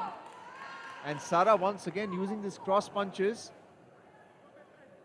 to pick up points. That's what makes her so lethal so far from Serbia in the red trunks. And Beza now has lost her footwork as well, not able to connect either with the jab or the cross. And already a guard is down. जी हाँ बिल्कुल, और इस मुकाबले को पूरी तरह अपनी गिरफ्त में कर लिया है सर्बिया की सारा ने। कई एक के बाद एक कॉम्बिनेशन पंचेस जड़ने में कामयाब हुई हैं। जैब और क्रॉस का बढ़िया इस्तेमाल, यहाँ पर अपर कट की तरफ गई थी। और इस एंगल से देखिए अपने आप को बचा भी रही हैं, डिफेंस के भी अंक मिलते हैं। दूर से प्रयास कर रही हैं, हवाई फायरिंग, कभी भी हूटर बच सकता है। और इस हूटर के साथ एक मुक्केबाज का सफर होगा समाप्त। ऑफिशियल परिणाम की प्रतीक्षा करनी होगी, लेकिन सर्बिया की सारा ने कमाल का प्रदर्शन किया है। तुर्की की बेइजा के लिए शुरुआत अच्छी हुई थी, ऐसा लगा था कि वो इस मुकाबले में होल्डिंग पोजीशन पर हैं, लेकिन जैसे जैसे मुकाबला आगे बढ़ता चला गया वैसे वैसे सर्बिया की सारा मुकाबले में हावी होती चली गई और इस बाउट में अपना दमखम दिखाया, अपना फुटवर्क का प्रदर्शन किया और साथ ही साथ जो जैब और क्रॉस का मिश्रण है उनका, उसका बखूबी इस्तेमाल किया। हुक भी जरूर ट्राई किया, लेकिन हुक शायद कनेक्ट उस ढंग से नहीं हुआ। सर्बिया की सारा रेड कॉर्नर पर उम्मीद यही होगी कि इस मुकाबले को जीतेंगी और बढ़ेंगी आगे। दूसरी तरफ तुर्की की जो मुक्केबाज हैं बेइजा, शुरुआत को अंत तक बनाए नहीं रख पाई, इसीलिए मुक्केबाजी को एक्सप्लोसिव एनर्जी गेम कहा जाता है। बहुत ज्यादा ऊर्जा की जरूरत होती है। और अब बारी है परिणाम की। सर्बिया की सारा ने उम्मीदों के अनुरूप यूनानिमस ढंग से एक तरफा अंदाज में 5-0 से जीत दर्ज की है और कदम बढ़ा दिए हैं आगे। वो पहुंच गई हैं राउंड ऑफ 16 में, यानी प्री क्वार्टर फाइनल में उन्होंने बना ली है जगह और सफर समाप्त हो गया है यहां पर तुर्की की बेइजा का। Tremendous performance there by Sara. Just when we thought Beza is the superior boxer, she comes out on top, and you can see that is where she connected with her left cross, Beza in the blue trunks, but ultimately losing the bout. And the Serbian boxer is able to duck and weave, and eventually the decision going in her favor, the Serbian boxer in the red trunks and red jersey as well. So that's the end of the flyweight bouts, the 4 of them that we have shown live on this Doordarshan network. I'm Arjun, and with me is Anand Srivastav. The next bout is in the bantamweight category, the 52 to 54 kilograms. We have Chiang Jennifer taking on the Chinese Yiji Li. We are now moving on to a higher weight category where the bouts are going to be a little slower. Footwork is going to be a lot more firm, and there's going to be a little bit more power in the blows exchange between the boxers in this ring B. There's also action taking place in ring A, and you can hear the crowd going wild with their support. But in ring B, the boxers are yet to arrive. You have the Chinese Li Yiji, who would be wearing the red, and Jennifer Chiang, who would be wearing blue. These are the line judges: Mohammed from Egypt, Sonia Kanwar from India, Tina and Giovanna from Serbia, and Kent from Denmark. The 5 line judges, 1 referee and 1 supervisor. We gave you a glimpse of these officials in the previous bout as well. The next bout, which is the bout number 5, would be in the bantamweight category here at the KD Jadhav Indoor Hall, IG Sports Complex in New Delhi, which is hosting the Women's World Championship 2023 in New Delhi, organized by the International Boxing Association. And that is a Chinese on your screen, Yi Li, wearing the red jersey and trunks as she represents her country in this Women's World Boxing Championship. She'll now be taking on Jennifer Chiang of the Federated States of Micronesia. Acronym is FSM. So it's the People's Republic of China, and Yi Li will be representing China in this bantamweight. Now this is Jennifer Chiang of the Federated State of Micronesia, FSM. For those of you who have never heard of this nation, there is always a first time. As she makes her way into Ring B, where we're showing you live coverage of this bantamweight bout. The Chinese Li is now getting her gloves and the headgear adjusted by their coach and trainer. And on the opposite side, you have the FSM boxer Jennifer Chiang making her way into the ring. 4 ropes tying themselves into the 4 corners. You have the neutral corner and then you have the specific corners. The specific corners are where the boxers, each boxer represented by their trainer and coach, getting ready for this bantamweight bout. Should be exciting. 9-minute bout of 3 rounds. Each round is of 3 minutes. Intensive rounds, and there would be a break of 1 minute between each round. The Chinese boxers are stretching before the main event. Important to warm up, psychologically prepare yourself, and each fighter, as the experts say, has an element of fear, and it's important how to channelize it in a positive manner. Evgenia of Russia, she's a referee in this bout. जी हाँ, ये Bentham wait का मुकाबला है और प्रतिद्वंद्विता है चीन बनाम federated states of मिक्रोनेशिया।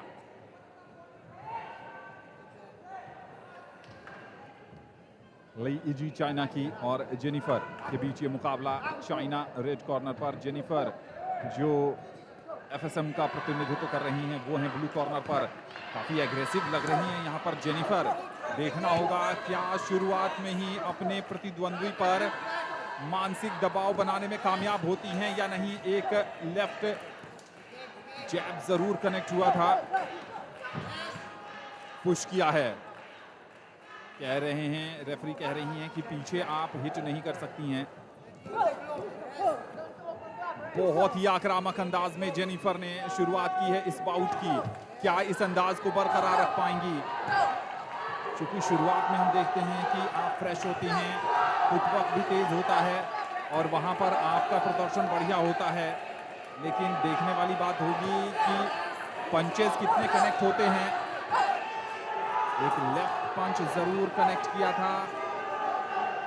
Head down करके खेल रही हैं। ऑफिशियल्स पर भी नजरें रहती हैं चूंकि वही इस मुकाबले के कर्ता धर्ता निर्णायक हैं। ये लाइन जज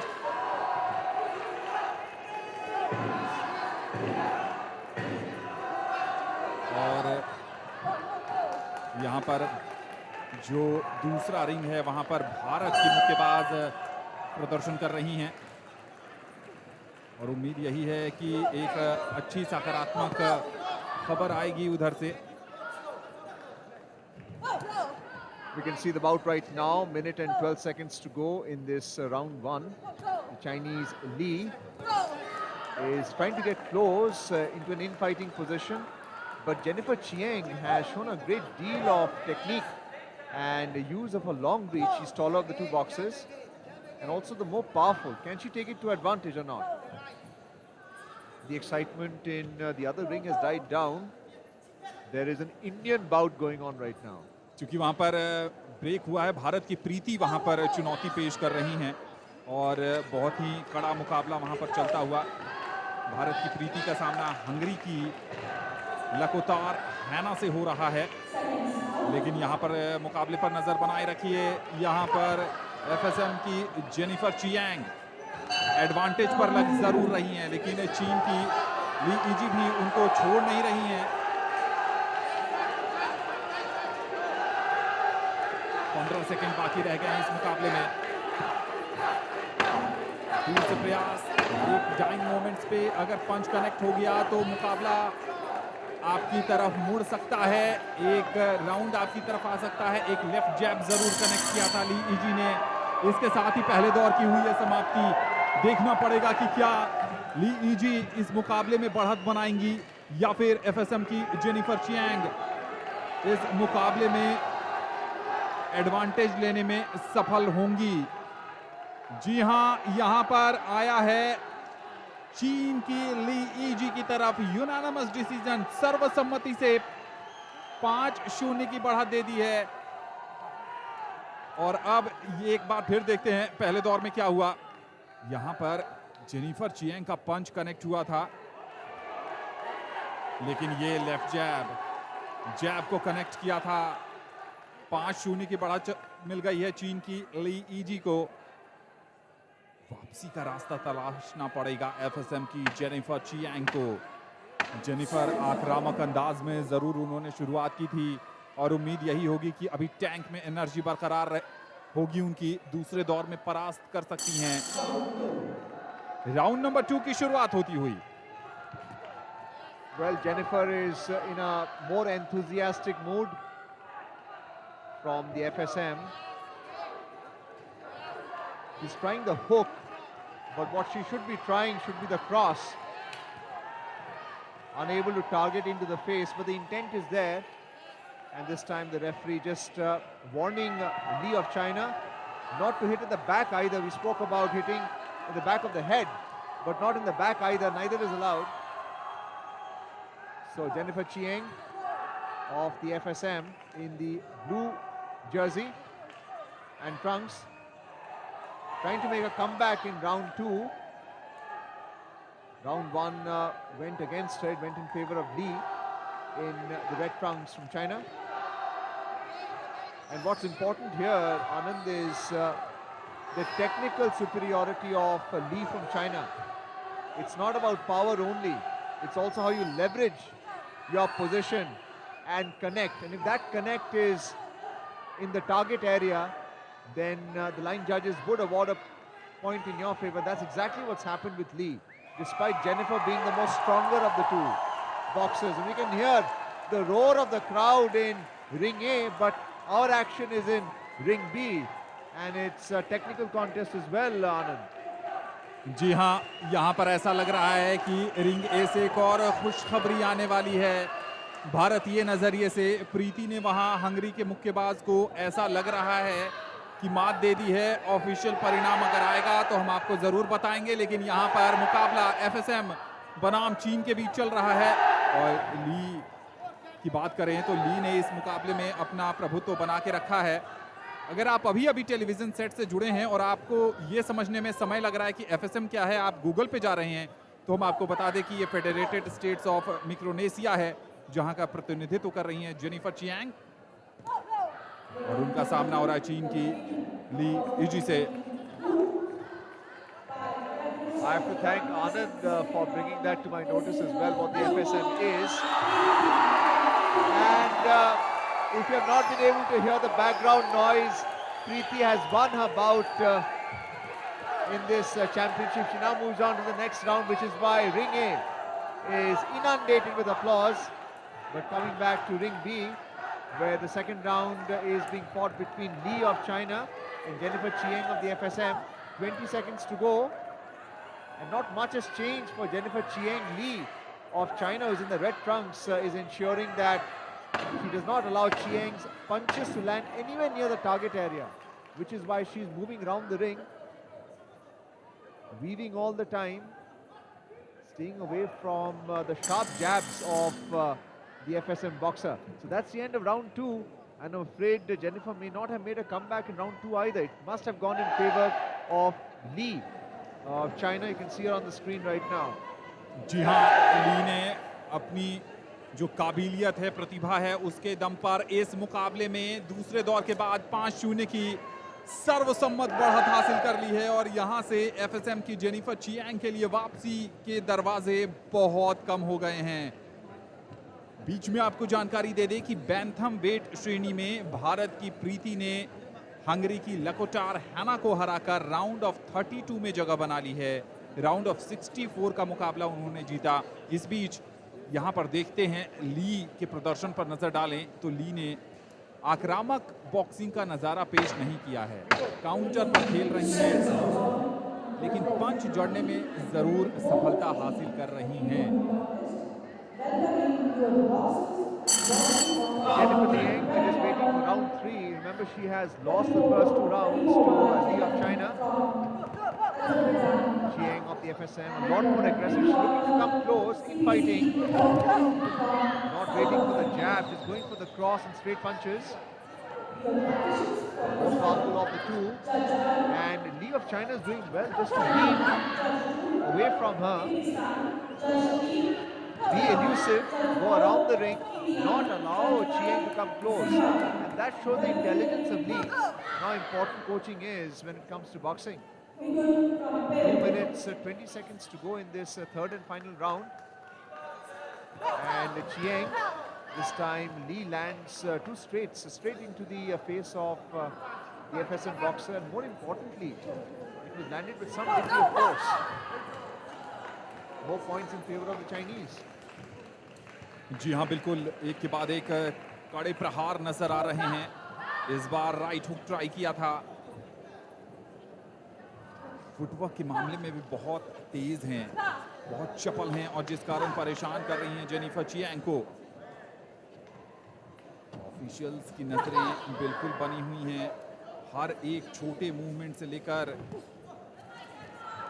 करारे प्रहार तक वो अपनी नजरें बनाए रखते हैं यहां पर।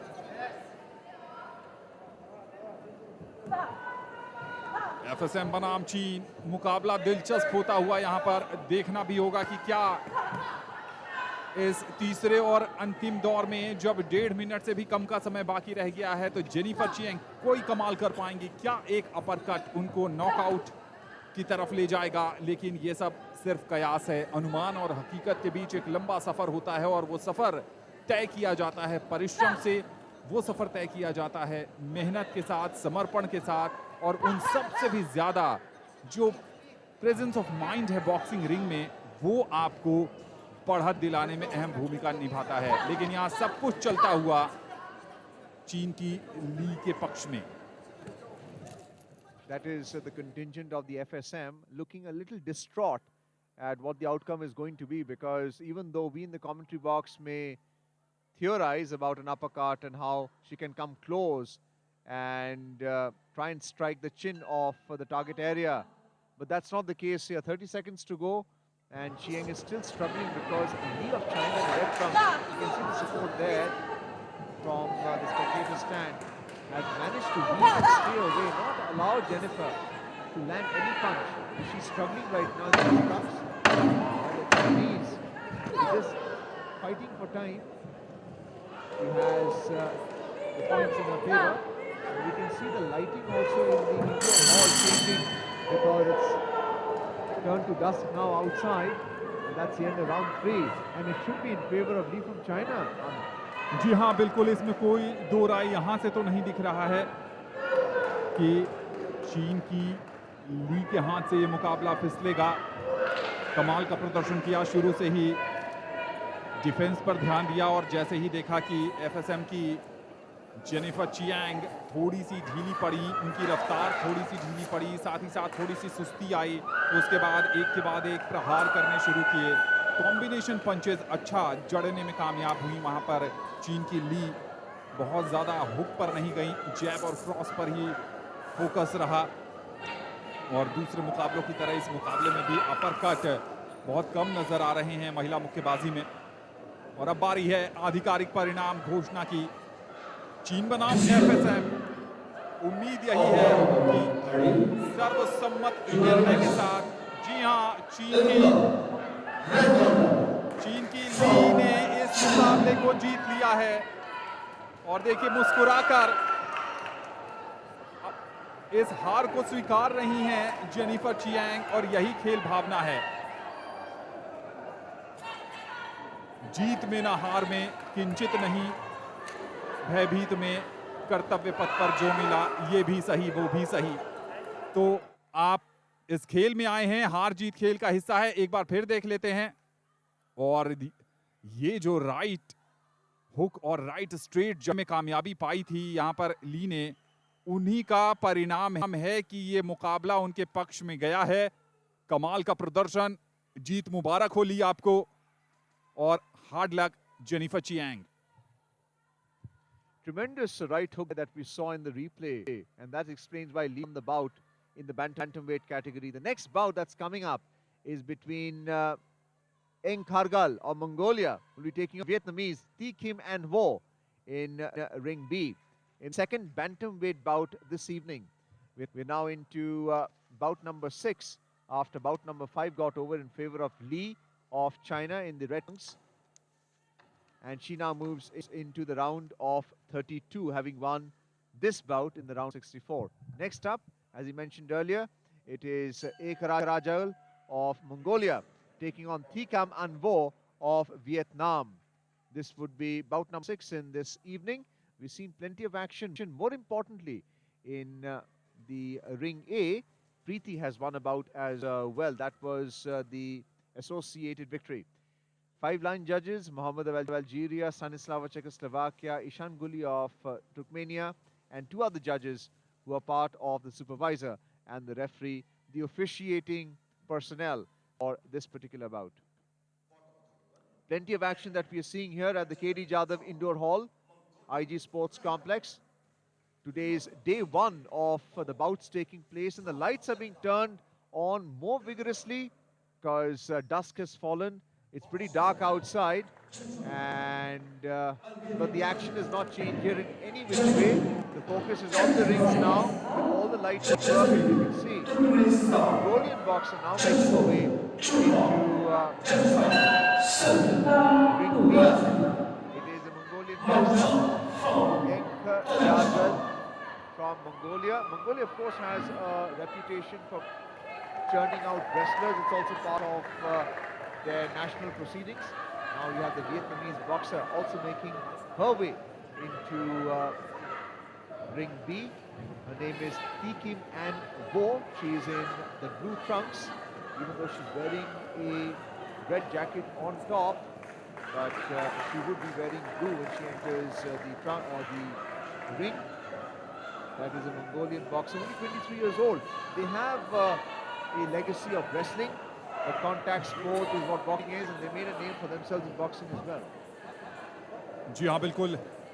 एंक जारगल मंगोलियाई मुक्केबाज इम्पैक्ट छोड़ना चाहेंगी right from the word go से, और यहाँ पर 25 वर्ष की हैं थी किम वो वियतनाम से।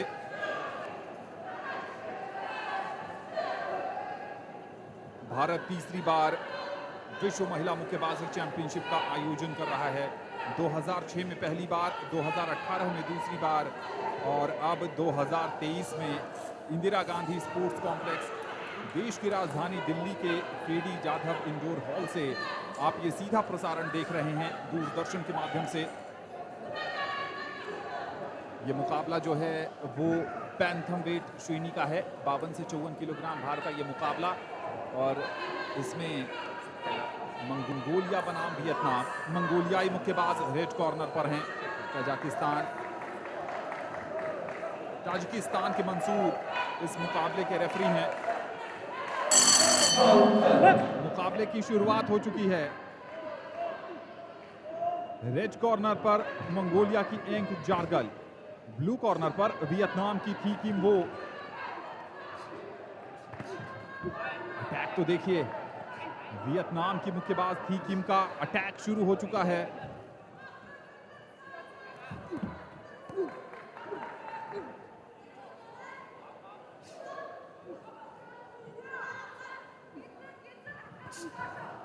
समय ले रही हैं, लेकिन अभी तक जो शुरुआती 30 सेकंड घटे हैं उसमें मंगोलियाई मुक्केबाज जो हैं वो इनिशिएट नहीं कर रही हैं, सिर्फ भांप रही हैं। एक पंच यहां पर कनेक्ट करने में कामयाब हुई हैं थीकिम वो।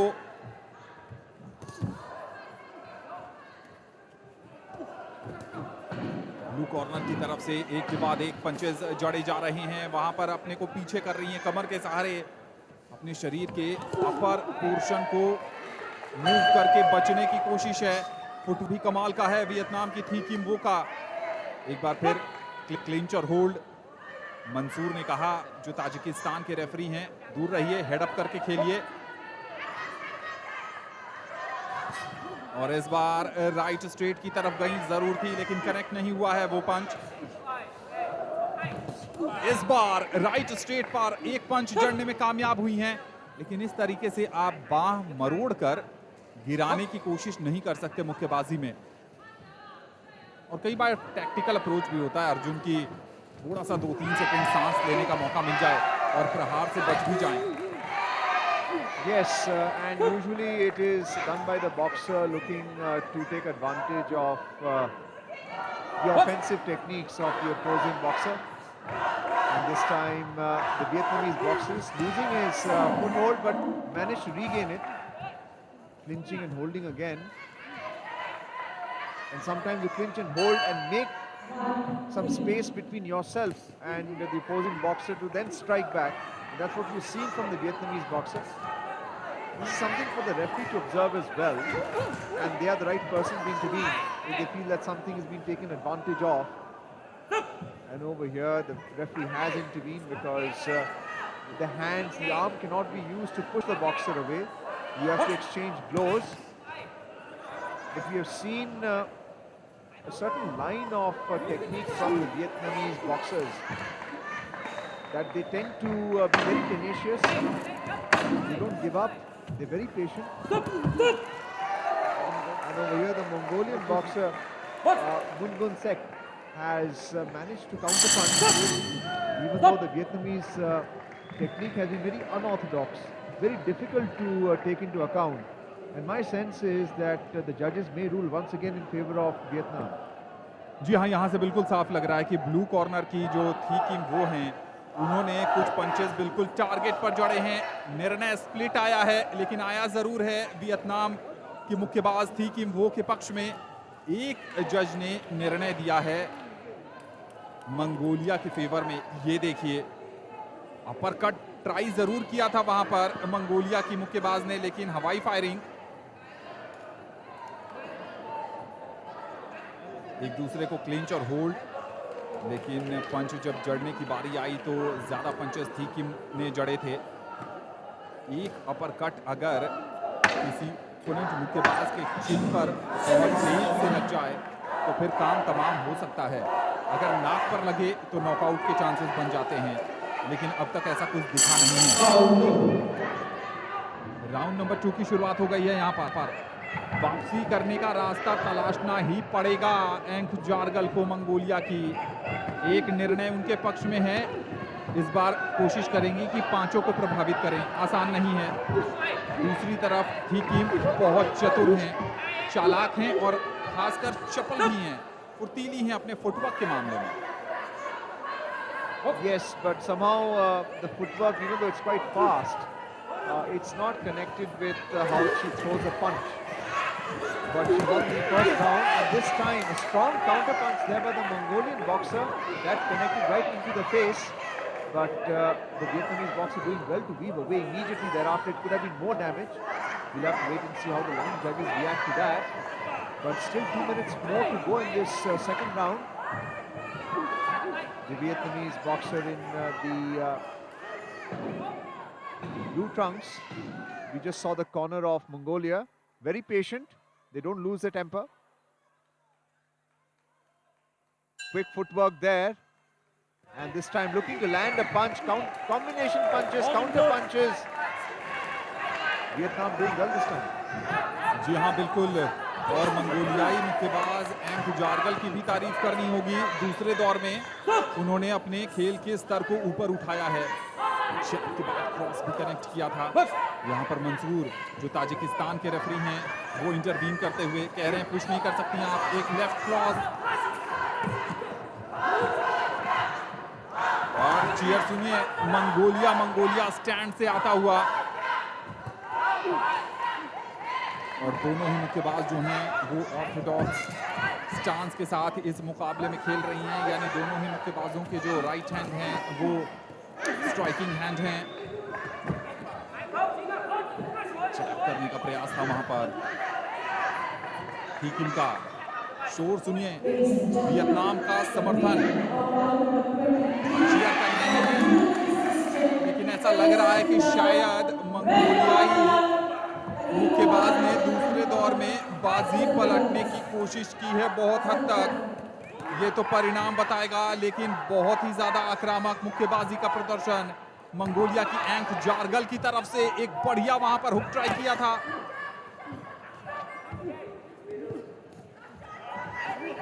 कमाल का मुकाबला चलता हुआ यहाँ पर। कौन साबित होगा 20। यहाँ पर हेड डाउन और घुटने के बल बैठ गई हैं। काउंटिंग शुरू होगी शायद, जी नहीं। और क्या ग्लव्स पर पसीने की बूंदें लगी हैं, ये चेक किया जाता है। और यहाँ पर ताबड़तोड़ प्रहार, कितने पंचेस कनेक्ट हुए हैं ये देखिए। लेफ्ट जैब बिल्कुल कनेक्ट हुआ है मंगोलियाई पहलवान की तरफ से, मंगोलियाई मुक्केबाज। और यहाँ पर एंक जारगल, शायद इस मुकाबले में दूसरे दौर में अर्जुन उनके पक्ष में निर्णय जा सकता है। Well, my sense about it is the Vietnamese boxer on your screen right now who's possibly won the second round as well because of the counter punching and more target hitting. That is my sense of it. Even though the Mongolian made a very strong comeback, especially in the dying seconds, and there was more power in the punches. यहाँ पर 2-1 है score, सिर्फ 2 है Vietnam के पक्ष में और 1 है और बाकी टाई है मुकाबला। क्या कमाल का ये बाउट चल रहा है। कभी स्प्लिट में 3-2 होते हमने देखा है ज्यादातर अवसरों पर, यहाँ 2-1 है इस समय। आप मुकाबले की इंटेंसिटी स्कोर लाइन से ही समझ सकते हैं कि जो जजेस हैं उनके लिए भी कितना मुश्किल हो रहा है निर्णय देना कि कौन बनेगा विजेता। बने रहिए और देखते रहिए डीडी नेटवर्क पर इस मुकाबले का रोमांच। Well, the Vietnamese boxer winning round 2 as well after winning the first round, and the Mongolian boxer is now using the side cut, one can say, not the uppercut. Very aggressive in approach. We've seen the combination punches, counter punches. The guard is done, and tremendous bout that we've seen here. Plenty of support from Mongolia. That's a boxer in the red trunks. What will the Vietnamese boxer do? This time clinching, and that's a tactic as well. Once you get close, you stop the momentum of the Mongolian boxer. Arjun यहाँ पर body language देखिए, Vietnam की जो मुक्केबाज हैं थोड़ा सा negative body language होता हुआ लो पोस्चर पर आ गई हैं, और ये दिखाता है, ओपोनेंट को उकसाता है कि यहाँ एक मौका है, यहाँ उम्मीद की खिड़की खुल रही है। और जब आपको उम्मीद की रोशनी नजर आने लगती है तो आप दरवाजा खोल के उसमें अंदर जाना चाहते हैं और जीत का पंच जड़ना चाहते हैं। और यहाँ कोशिश होगी जरूर मंगोलिया की एंक जारगल की वापसी करें और इस मुकाबले को जीते। यहाँ पर थोड़ी सी थक गई हैं वियतनाम की थीकिम, और शायद, जी हाँ, ये देखिए लेफ्ट जैब कनेक्ट हुआ है। एक बार फिर लेफ्ट जैब बिल्कुल चेहरे पर बीचों बीच लगता हुआ। Well, the fatigue on the Vietnamese boxer quite clear. Remember, she's a boxer in the blue trunks. The Mongolian taking full advantage of fatigue, looking to connect as far as possible. She's being egged on by her coach and trainer from outside the ring.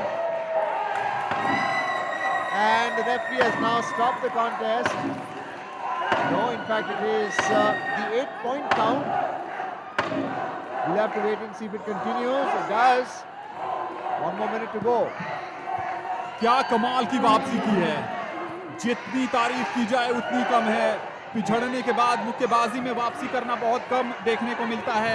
अंतिम निर्णय तो निर्णायकों को ही होगा, लेकिन दर्शकों को खड़े होने पर विवश कर दिया है मुकाबले का रोमांच। मंसूर कह रहे हैं ताजिकिस्तान के इस बार मंगोलियाई पहलवान मुक्केबाज एंक जारगल को कहा है हेडअप करिए। थकावट साफ नजर आ रही है, लेकिन इस थकावट का असर क्या परिणाम पर भी पड़ेगा ये आने वाला समय बताएगा। Well, the Vietnamese boxer picked up a point there with the counter jab, because when a boxer rushes in and the guard is down, that's exactly what the Vietnamese boxer took advantage of. The Mongolian boxer has been throwing the hooks, but they have not connected this time round. 15 seconds to go. Can the Vietnamese boxer come back, or will it be the Mongolian boxer who has sensed the opportunity and will win the bout? 10 seconds to go. क्या यहाँ पर पलटवार को मिलेगा परिणाम? एक बढ़िया पंच Mongolia को इस मुकाबले में जिता सकता है। तारीफ करनी होगी, परिणाम कुछ भी हो, लेकिन तारीफ के काबिल है मंगोलिया की एंक जारगल। जिस कमाल की वापसी की है वो दिल को छूने वाला था। यहाँ पर बैठे सभी दर्शकों को और खासकर जो बॉक्सिंग के पार्टिसिपेंट्स हैं उनको भी जरूर उत्साहित किया होगा ये प्रदर्शन। जितनी तारीफ की जाए उतनी कम है। जैसे मैराथन दौड़ में हम देखते हैं कि अगर फुल मैराथन हो तो फिनिश लाइन के करीब जाते जाते जो रनर्स हैं उनकी एनर्जी ड्रेन हो जाती है अर्जुन, और यही हाल हुआ यहाँ वियतनाम की थी किम के साथ। तीसरे दौर में बिल्कुल असहाय और बेबस नजर आई। फिटनेस के मामले में क्या रेड कॉर्नर का हाथ उठेगा? क्या यहाँ कमबैक क्वीन साबित होंगी मंगोलिया की एंक जारगल? It's true for enthusiastic commentators also, Anand, and we can see the Mongolian side, the supporters hope that their boxers won the bout, but you never know, because it's a Vietnamese boxer won the first 2 rounds, but one senses just looking at the referee that he'll probably pick up the hand of the Mongolian boxer as a winner in this bantamweight bout. जी हाँ, comeback queen साबित हुई है Mongolia की एंक जारगल। पहले दौर में पिछड़ी, दूसरे दौर में पिछड़ी, लेकिन 2 दौर के बाद तीसरे दौर में कैसे वापसी की जाती है। विन बाय पॉइंट्स हैं 3-0 से अंकों के आधार पर। कमाल की वापसी, और कहीं ना कहीं खेल हमें बहुत कुछ सिखाता भी है कि हर समय आपका नहीं हो सकता है, लेकिन जो समय आपका है अगर आप उसको मैक्सिमाइज यूटिलाइज करने में कामयाब हो पाते हैं तो फिर दिन आपका हो सकता है। आज जितने भी मुकाबले खेले गए हर मुकाबलों का अपना रोमांच था, लेकिन ये देखिए रिप्ले में बिल्कुल असहाय और बेबस किया। पहले थकाया वियतनाम की थी किम को, और उसके बाद जब मौका लगा तो एक के बाद एक कड़े प्रहार। इस वापसी को सलाम, इस कमबैक क्वीन को सलाम। शाबाश मंगोलिया की एंक जारगल। Well, that's the action from that bantamweight bout. It's time for the next one, and hopefully it'll be just as exciting. Rosalie Binte of Singapore will take on the Italian Savchuk Olena. It would be another exciting bantamweight bout, the 7th this evening, and the 8th and 9th would also be a bantamweight bout. That's a panoramic view of the 2 rings being here at the KD Jadhav Indoor Hall at the IG Sports Complex in New Delhi, which is hosting the Women's World Championship 2023, organized by the IBA, the International Boxing Association. Speaking of the bantamweight contestants, Singapore's boxer has now entered the premises. She's heading for the ring right now. This is Rosalie Rafhana Binte of Singapore in the red jersey and trunks as she makes her way into ring B. She will be taking on her opponent Savchuk Olena of Italy. मुक्केबाजी की कुछ परंपराएं हैं। उन्हीं परंपराओं में से एक है कि सबसे पहले रेड कॉर्नर का जो मुक्केबाज है वो एंट्री करता है, और उसी परंपरा के तहत रोसली बिन्ते सिंगापुर की, और अब आपकी स्क्रीन पर हैं इटली की ओलियाना जो ब्लू कॉर्नर पर अपनी चुनौती पेश करेंगी। और सबसे पहले सभी जजेस का अभिवादन कर रही हैं सिंगापुर की रोसली बिन्ते। एक और मुकाबला आपके सामने आ रहा है बैंथम वेट में 52 से 54 किलोग्राम भार वर्ग का। पूरी तरीके से तैयार होती हुई। कमाल के दिलचस्प रोमांचक मुकाबले इस चैंपियनशिप में आज देखने को मिले हैं। कल रंगारंग सांस्कृतिक कार्यक्रमों के साथ इस चैंपियनशिप का उद्घाटन हुआ था। 6 बार की विश्व चैंपियन और ओलंपिक पदक विजेता एमसी मेरी कॉम और फिल्म अभिनेता निर्देशक फरहान अख्तर इस चैंपियनशिप के ब्रांड एम्बेसडर हैं। फरहान ने कई स्पोर्ट्स फिल्मों में काम किया है, जिसमें भाग मिल्खा भाग और तूफान जैसी फिल्में हैं। यहां पर कोरिया, चीनी ताइपे, रूस, अर्जेंटीना और बोस्निया और हर्जेगोविना के 5 जजेस इस मुकाबले में अंक देंगे और 5 जजेस अपने अंक एक सुपरवाइजर को देते हैं और उसके बाद विजेता का निर्धारण किया जाता है। इटली बनाम सिंगापुर। आज सिंगापुर के लिए हमने देखा कि कमरुद्दीन अपना मुकाबला हार गई थी। सिंगापुर की मुक्केबाज और डेनमार्क के केंट हैंसन इस बाउट के रेफरी हैं।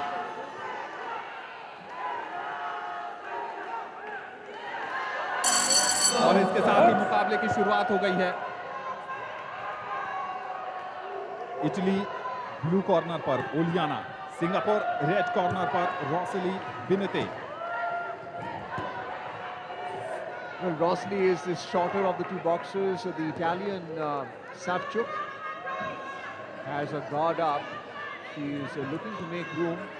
Typically, for a taller boxer, they always use the long reach to their advantage. And the shorter boxer looking to get in fight. We haven't seen the uppercut so far, but the Singaporean boxers, I must say, have been very aggressive so far. Even though they have not got the result in their favor, but highly aggressive. That is the Italian corner. Rosli of Singapore, Savchuk of Italy in the blue jersey. We haven't really seen an exchange of blows here. And this time, plenty of hooks being attempted by Rosli. The hook can be quite lethal as long as the footwork is right and your target has been identified. This time the Italian just checking her opponent with a jab, connecting with hooks as well apart from the jab. And that's something that the line judges would observe, take into account. And in the first round usually the boxers are very fresh, so one doesn't feel the impact of the punches, but the points still matter. 1 minute 15 seconds still left in this first round, and we can see some cross punches there by the Italian. The Singaporean looking to come back and now slowing down a little bit, losing the footwork in the process as well. Jab cross के साथ साथ hook भी try किया और सभी सटीक निशाने पर लगे। स्टैंडिंग 8 काउंटिंग चल रही है। डेनमार्क के केंट हैंसन जो रेफरी हैं इस मुकाबले में। बिलो द बेल्ट आप प्रहार नहीं कर सकते, एक प्रयास जरूर किया था सिंगापुर की, वहां पर रोसली बिनते ने गार्ड ऊपर कर दिया है। लेफ्ट हुक, हवाई फायरिंग, नजदीक आना होगा। इस बार राइट हुक कनेक्ट किया है इटली की सेवचुक ओलियाना ने। जितना नजदीक जाएंगी उतना ज्यादा खुद के लिए जगह बनाने में कामयाब होंगी। और ये देखिए लगभग गिरा दिया उनको फ्लोर पर। केंट हैंसन कह रहे हैं सर ऊपर करके खेलिए। रेफरी की बड़ी जिम्मेदारी होती है। यहां पर एक के बाद एक राइट स्ट्रेट पंच कनेक्ट करती हुई इटली की सेवचुक ओलियाना, और एडवांटेज पूरी तरीके से इटालियन बॉक्सर के फेवर में इस समय नजर आ रहा है। राउंड नंबर 1 की समाप्ति हुई है। अर्जुन, क्या लगता है किसकी तरफ जाएगा निर्णय पहले दौर के बाद? Clearly in favor of the Italian. She's shown a tremendous technique and presence of mind. She's not allowed the aggression of the Singaporean. She's tried to get close, and the points are clearly in favor of Savchuk Uliana of Italy. She's ahead by 5-0 in round 1. No surprises there, and it's possible that the Singaporean boxer might even be knocked out the way she's going about her offensive technique, because she has been hit in the middle of the face as the replays clearly show each punch is on the target, and the straight punches make the maximum impact, especially when you hit in the nose. अगर score line पर आपने ध्यान दिया तो 10-8 10-8 ये score दिया है सभी जजेस ने। अमूमन हम देखते हैं 10-9 का स्कोर देते हैं, यानी बहुत पीछे हो गई हैं सिंगापुर की रोजली बिंते। वापसी की राह तलाशना बहुत मुश्किल, लेकिन कुछ भी संभव है। ये हमें दिखाया मंगोलिया की एंक जार्गल ने इसके पिछले बाउट में। इस बार सिंगापुर की रोजली बिंते ने आक्रामक शुरुआत करने की कोशिश की है, लेकिन पंच सही जगह पर लैंड कराने पड़ेंगे। ऐसे काम नहीं चलेगा। बहुत तेज हैं और चतुर भी हैं यहां पर सेप्चुक ओलियाना।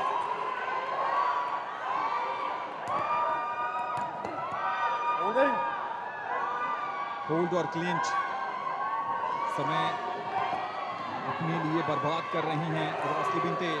आक्रामक अंदाज में शुरुआत करनी पड़ेगी। एक बार फिर नए सिरे से जो हुआ उसको भूल जाइए, वापस लौटिए अपने तेवर के साथ, गर्मा गर्मी के साथ। देखिए इंस्ट्रक्शंस आता हुआ।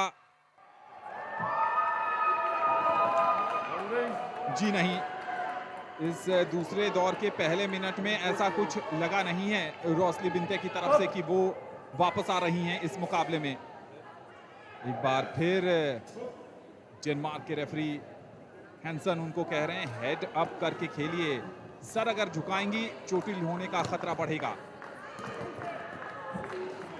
दूर से प्रयास, इस बार एक और पंच कनेक्ट किया और अब वार्निंग कॉशन दिया जा रहा है कि आप होल्ड नहीं कर सकते, पुश नहीं कर सकते। जी हां, एक के बाद एक पंच कनेक्ट करती हुई यहां पर सेप्चुक ओलियाना। एक बार फिर स्टैंडिंग काउंटिंग हो रही है, और जब काउंटिंग शुरू हो जाती है अर्जुन, तब साफ लग जाता है कि वो मुक्केबाज परेशानी में है। In this bout, has the referee stopped the contest? Has the referee stopped the contest? That's a big question. I had said earlier that the Italian Savchuk has been very, very lethal, especially in a straight punching. जी हाँ Arjun, RSC यानी referee stop contest के तहत इस मुकाबले को जीत लिया है Italy की सेप्चुक ओलियाना ने। ये दिखाता है दमखम, ये दिखाता है आपका वर्चस्व। अगर आप अंकों के आधार पर जीतती हैं वो भी जीत है, उसमें भी आप आगे बढ़ेंगी, लेकिन अगर आप RSC के तहत जीतती हैं तब दिखाता है कि आपने अपने विपक्षी मुक्केबाज को चारों खाने चित कर दिया, चाहे वो स्किल्स के मामले में हो, चाहे वो पावर पंच के मामले में हो, या फिर मेंटल टफनेस के मामले में हो। तो इस समय विजेता हैं इटली की सेप्चुक ओलियाना आपकी स्क्रीन पर। Lethal punching by this Italian, and anyone watching a fight that has been comprehensively fought, it has been by this Italian Savchuk Olyana. The mistake that Binte made, who is in the red corner from Singapore, is that she was way too aggressive in the first round, opening her face to straight punches, and that's exactly what the Italian did, and that's why the referee had to stop the contest to prevent the Singaporean from getting injured any further. It's a responsibility of the referee to prevent any further injury. A knockout is where there is medical intervention to revive the boxer, and that's exactly what the referee wants to avoid. And over here, you can see the straight punches as Savchuk makes contact with the face, and especially the area where the nose is. And the Singaporean, despite her aggression, loses the bout, and the referee did a very responsible decision to stop the contest.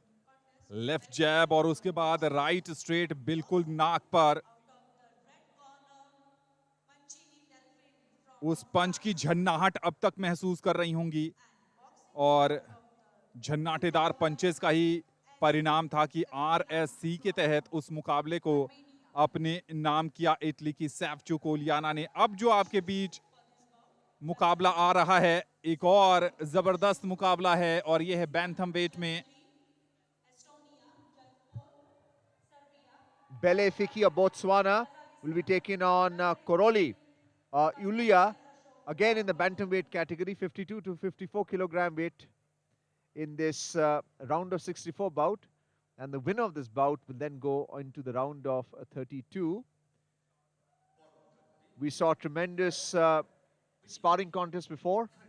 The judges for this contest, for this bout, is Stanislav, Seru, and 3 other line judges along with the supervisor and the referee. This is the Botswana boxer, Bele Feki, in the red jersey and the trunks. And as Anand mentioned earlier, those wearing red gain first entry into the boxing premises. She's making her way into ring B.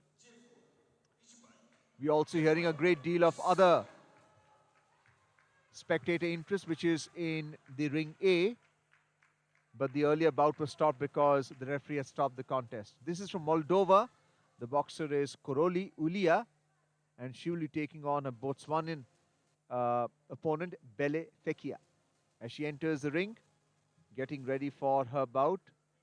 Appears to be short in stature, only 21 years age, and she'll be taking on the Moldovan boxer Koroli Ulia. Botswana की बेले नजरें जरूर होंगी, लेकिन जो इनकी प्रतिद्वंद्वी हैं मोल्दोवा की कोरोली उलिया, कोरोली की बात करें तो उनको हाइट का एडवांटेज इस मुकाबले में मिल सकता है, लेकिन इस समय सेंटर स्टेज पर हैं बेले और ये है मोल्दोवा की कोरोली। हाइट का एडवांटेज कोरोली के पास होगा, 28 वर्ष की हैं, तो जरूर कहीं ना कहीं अनुभव भी इनके पास है, और अनुभव और हाइट के कॉम्बिनेशन से क्या ये इस मुकाबले में वर्चस्व बना पाएंगी ये तो समय ही बताएगा। लेकिन एक और दिलचस्प मुकाबला आपके लिए बैंथमवेट श्रेणी में महिला विश्व मुक्केबाजी चैंपियनशिप में एक से बढ़कर एक मुकाबले। आज भारतीयों के लिए सुनहरा दिन रहा। भारत की 4 मुक्केबाज आज जीत दर्ज करने में कामयाब हुई हैं। सफर उन्होंने अपना आगे बढ़ा लिया है, नजरें पदक पर टिक गई हैं उनकी, और हर कोई चाहता है कि 12 के 12 पदक भारत में आए। ये देखिए तुर्कमेनिस्तान के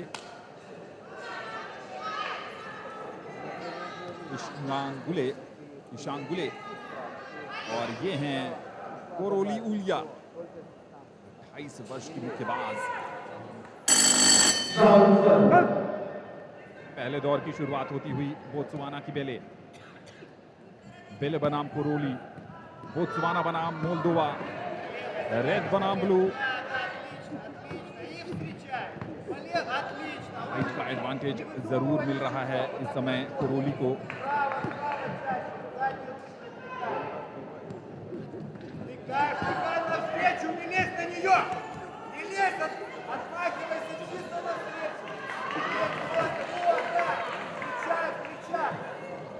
अर्जुन, अगर आप कोरोली के फुटवर्क पर नजर डालें तो कई बार ये समझना मुश्किल हो रहा है कि ऑर्थोडॉक्स खेल रही हैं या साउथपॉ खेल रही हैं, क्योंकि वो दोनों ही तरीके से अपने पैर को मूव कर रही हैं। Yes, and she also tends to swirl her arms. She's using both types of techniques here. Trying to keep her opponent at bay. Tall boxers tend to do that. We've seen that trend all throughout this competition so far on day 1, after the opening ceremony yesterday. Moldovan boxing. And coaches and trainers tend not to change your technique completely if you have a natural tendency to defend yourself.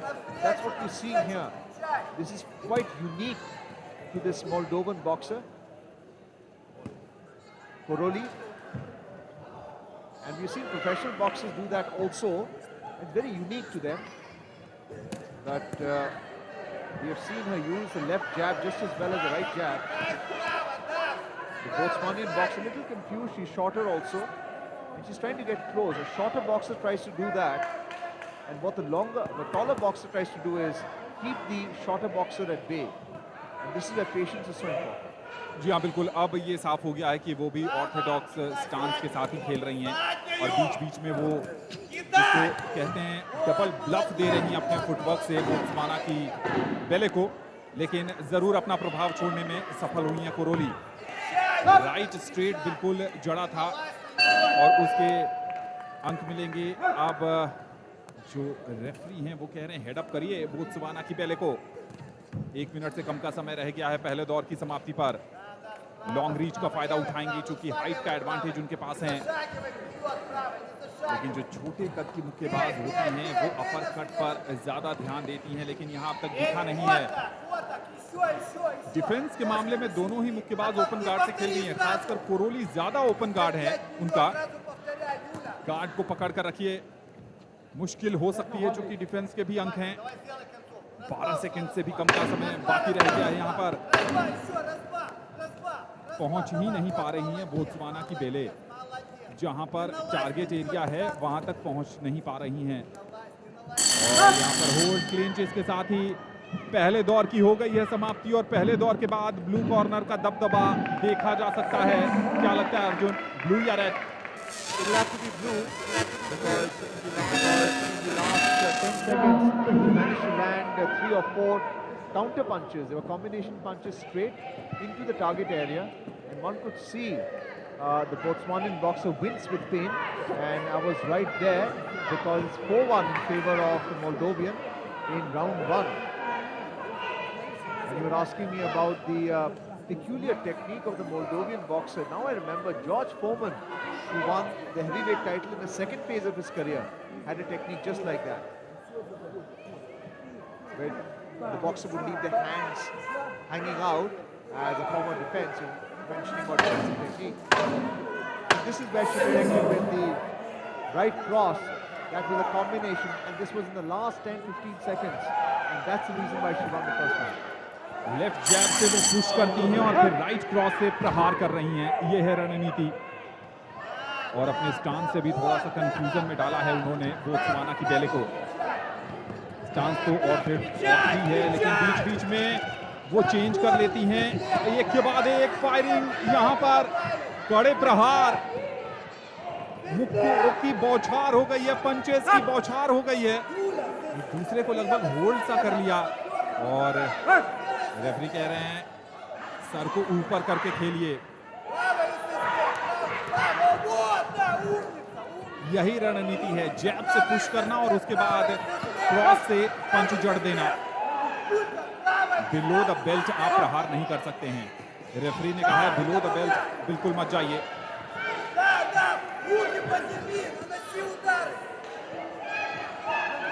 Hold कर लिया है वहां पर, दूर जा रही हैं। इस तरीके से तो कुछ भी नहीं होने वाला। प्रयास जरूर कर रही हैं बोत्सवाना की बेले, लेकिन कोई खास फर्क पड़ नहीं रहा है। यहाँ पर बढ़िया, यहाँ पर राइट हुक लगाया था बोत्सवाना की बेले ने, और वो जरूर काउंट होगा। जबरदस्त पंच जड़ा था। एक बार फिर मुकाबला शुरू होता हुआ, लेफ्ट जैब आता हुआ कोरोली की तरफ से, ज्यादा क्लिंच और होल्ड, उसमें थोड़ी राहत, थोड़ा सांस लेने का मौका। रेफरी कह रहे हैं एल्बो से आप पुश नहीं कर सकते। शेल गार्ड ऊपर।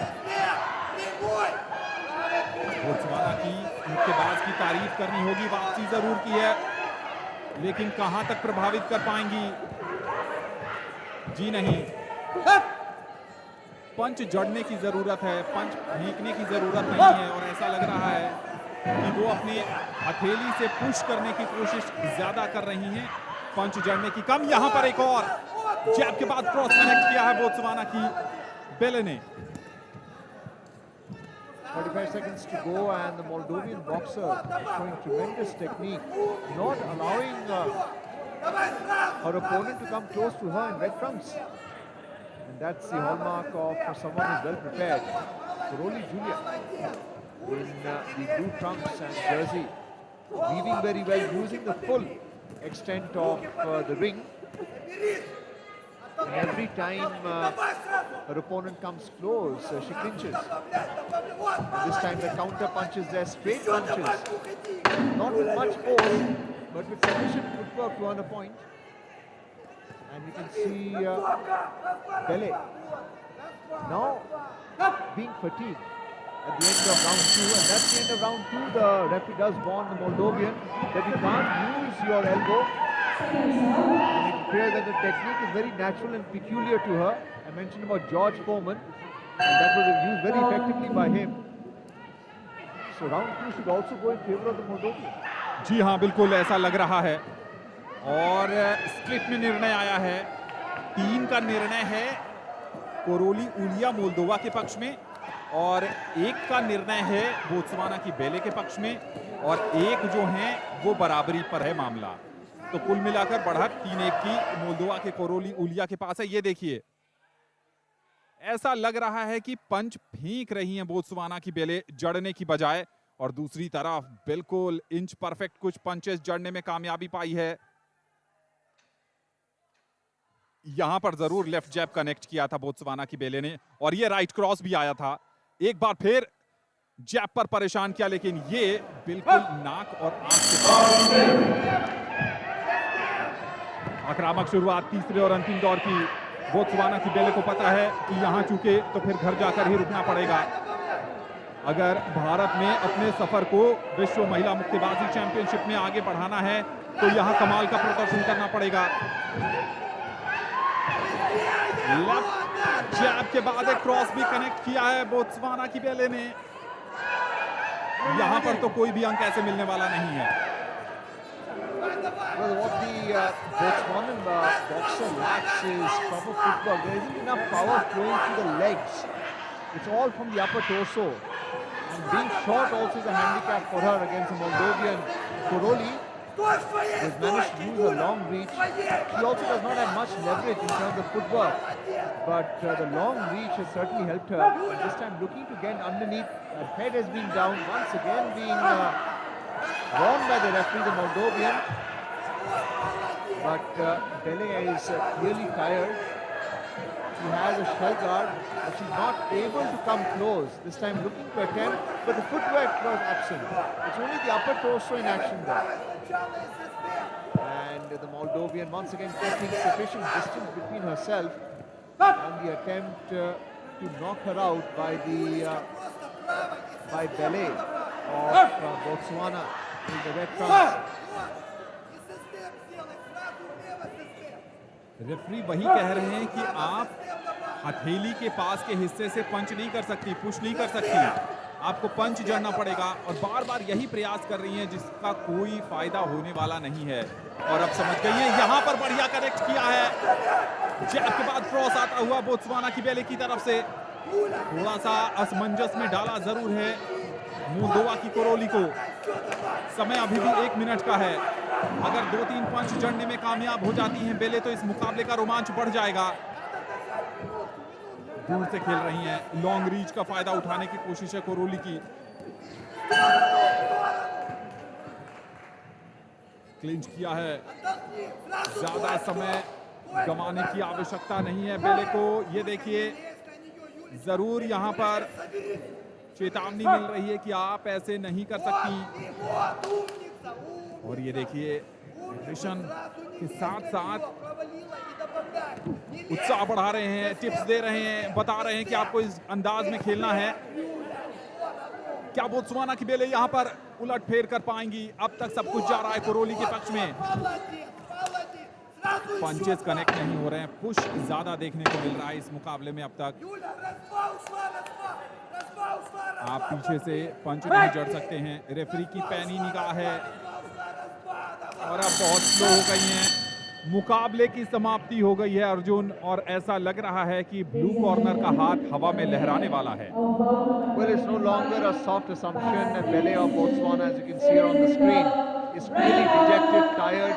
There was no footwork. She was punching with her open palm. It's important to close your fist, and the lack of technique has worked against her. The Moldovan should clearly win this bout. And after winning the first 2 rounds, round 3 should also go in her favor. That's the referee that we have seen in the other bouts. This is the Moldovan boxer, Koroli Ilia, with her coach and trainer. She takes off her boxing gloves and the headgear, waiting for the outcome which should go in her favor. This is another referee official by the ringside. Line judges are computing the score. They will hand it over to the supervisor and then to the referee. The referee is ensuring that the Botswanian boxer comes to the middle of the ring, plenty of confidence with the Moldovan, knowing that you're about to win the bout.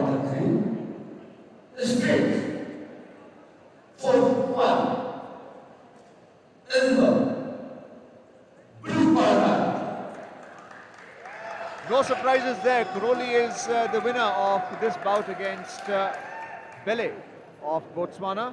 So Karoli Ulia of Moldova win on points by 4-1. जी हाँ, split decision में ये निर्णय आया है, लेकिन जीत का सेहरा बंधा है मोल्दोवा की कोरोली उलिया के सर।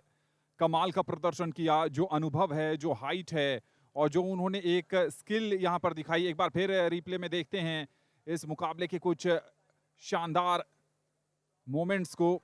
होल्ड पे ज्यादा गई, लेकिन जब मौका मिला यहाँ पर जरूर प्रभावित किया था बोत्सवाना की बेले ने भी। कुछ करारे प्रहार, कुछ कड़े पंच जड़ने में कामयाबी पाई थी, लेकिन अंत भला तो सब भला और मोल्दोवा की कोरोली उलिया ने इस बाउट को जीत लिया है। अगर आप बहुत कैलकुलेटिव हैं और आपने ये देखा कि पहले सत्र में 8 बाउट हुए, तो आपके लिए एक बोनस बाउट भी है इस दूसरे सत्र में। ये अंतिम बाउट है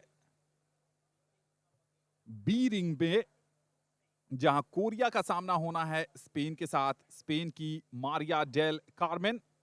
और सबसे पहले जजेस की बात कर लेते हैं। ताजिकिस्तान की मंसूर, चीनी ताइपे के चिया चैनलिन, डेनमार्क के केंट हैंसेन, क्यूबा के अलेक्जेंड्रो और इटली के लुका इस मुकाबले के जज हैं। और कोरिया की इम आईजी ब्लू कॉर्नर पर अपनी चुनौती पेश करेंगी और स्पेन की हैं Maria del Carmen. Well, the final bout in this Ring B in today's second session on day 1 of this IBA Women's World Boxing Championship 2023 being held at the KD Jadhav Indoor Hall IG Sports Complex. We have the final bantamweight event in the round of 64 for the elite women between Carmen of Spain and Im Eji of Korea. We can see Carmen of Spain in the red trunks and jersey as she makes her way into Ring B. Once again, a taller boxer. We've seen the Caucasians being much taller than their Asian and African counterparts. And that's been a major advantage in winning the bouts. We saw that with the Moldovan as well, with the Karoli winning by 4-1 against her opponent from Botswana, Bele Fike, in the bantamweight bout we saw earlier. And this is Maria Conde with Carmen as her middle name, from Spain, 25 years old, putting on her headgear and that customary and characteristic white gloves in contrast to her red jersey as she's entered the ring.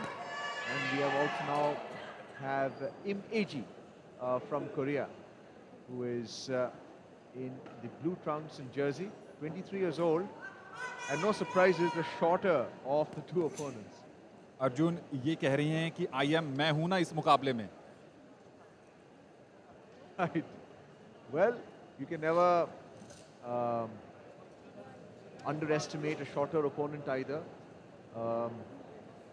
because if they can in fight get in, they can cause a great deal of harm. Some of the best boxers in the world have been short. Mike Tyson could be one I can think of. He was an in-fighter. He would get close to the bigger and taller fighters and then knock them out, especially with the uppercut. That was his power. He could also hook with tremendous power and speed. But not everyone has that ability. Boxing has always traditionally been in favor of the taller opponent. We'll have to wait and see whether Im Eji can get in fight and then make inroads into the opponent. Argentina के Gonzalo इस मुकाबले के referee हैं। मुकाबला हो गया है शुरू। आज के दिन का ये अंतिम मुकाबला है। पहले दिन में कई दिलचस्प मुकाबले देखने को मिले भारतीयों के नजरिए से। आज शानदार आगाज हुआ है। पहले दिन 4 के 4 मुकाबले भारत के नाम। शुरुआती लम्हों में एक दूसरे की रणनीति को भांपने की कोशिश। मुकाबला कोरिया बनाम स्पेन का है और क्लिंच के बाद भी पंच जड़ने के प्रयास जारी हैं। शुरुआती लम्हों में ये समझ पाना अभी मुश्किल है कि एडवांटेज किसके पक्ष में है। हाइट का एडवांटेज जरूर है,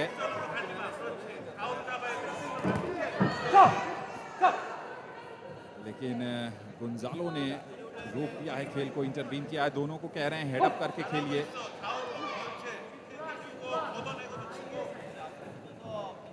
दक्षिण कोरिया की जो मुक्केबाज हैं इमेजी, वो साउथ पॉ स्टांस के साथ खेल रही हैं इस मुकाबले में।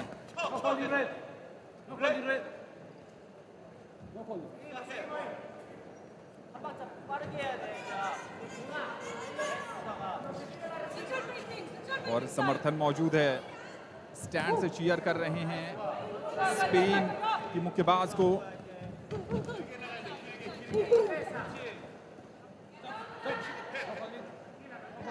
क्लिंच किया और ऐसे कोई फायदा मिलेगा नहीं। साउथ पॉ स्टांस का सामना हो रहा है और हेड ऑफ स्टांस के साथ, तो बाएं हाथ से कितना करारा प्रहार कर पाती हैं ये देखना होगा। इस बार एक राइट क्रॉस लगाने की कोशिश की थी, वहां पर बहुत बढ़िया तरीके से कनेक्ट नहीं कर पाए, लेकिन इस बार जैब बिल्कुल सटीक निशाने पर लगा है। 1 मिनट से कम का समय बाकी रह गया है अर्जुन, और ऐसा लग रहा है कि शायद ब्लू कॉर्नर की मुक्केबाज थोड़ी हावी नजर आ रही हैं। Absolutely right, and if you see her approach with the jab, she's looking to come close to the Spanish opponent, and that's exactly what the line judge is observing right now. The shorter opponent getting close in fighting to the taller opponent. You're seeing a brief break here, 1 minute to go in this first round, 46 minutes in fact, and blood oozing out of the nose of the opponent, and that's exactly what a hard jab does if it connects to the nose of the opponent. खेल हमें बहुत कुछ सिखाता है, चोट लगती हैं, हौसला टूटता जरूर है, लेकिन जो मन में जीतने का जज्बा है, उस जज्बे से एक बार फिर वापस आ गई हैं स्पेन की मुक्केबाज मारिया जेल। मारिया के लिए आसान नहीं होगा,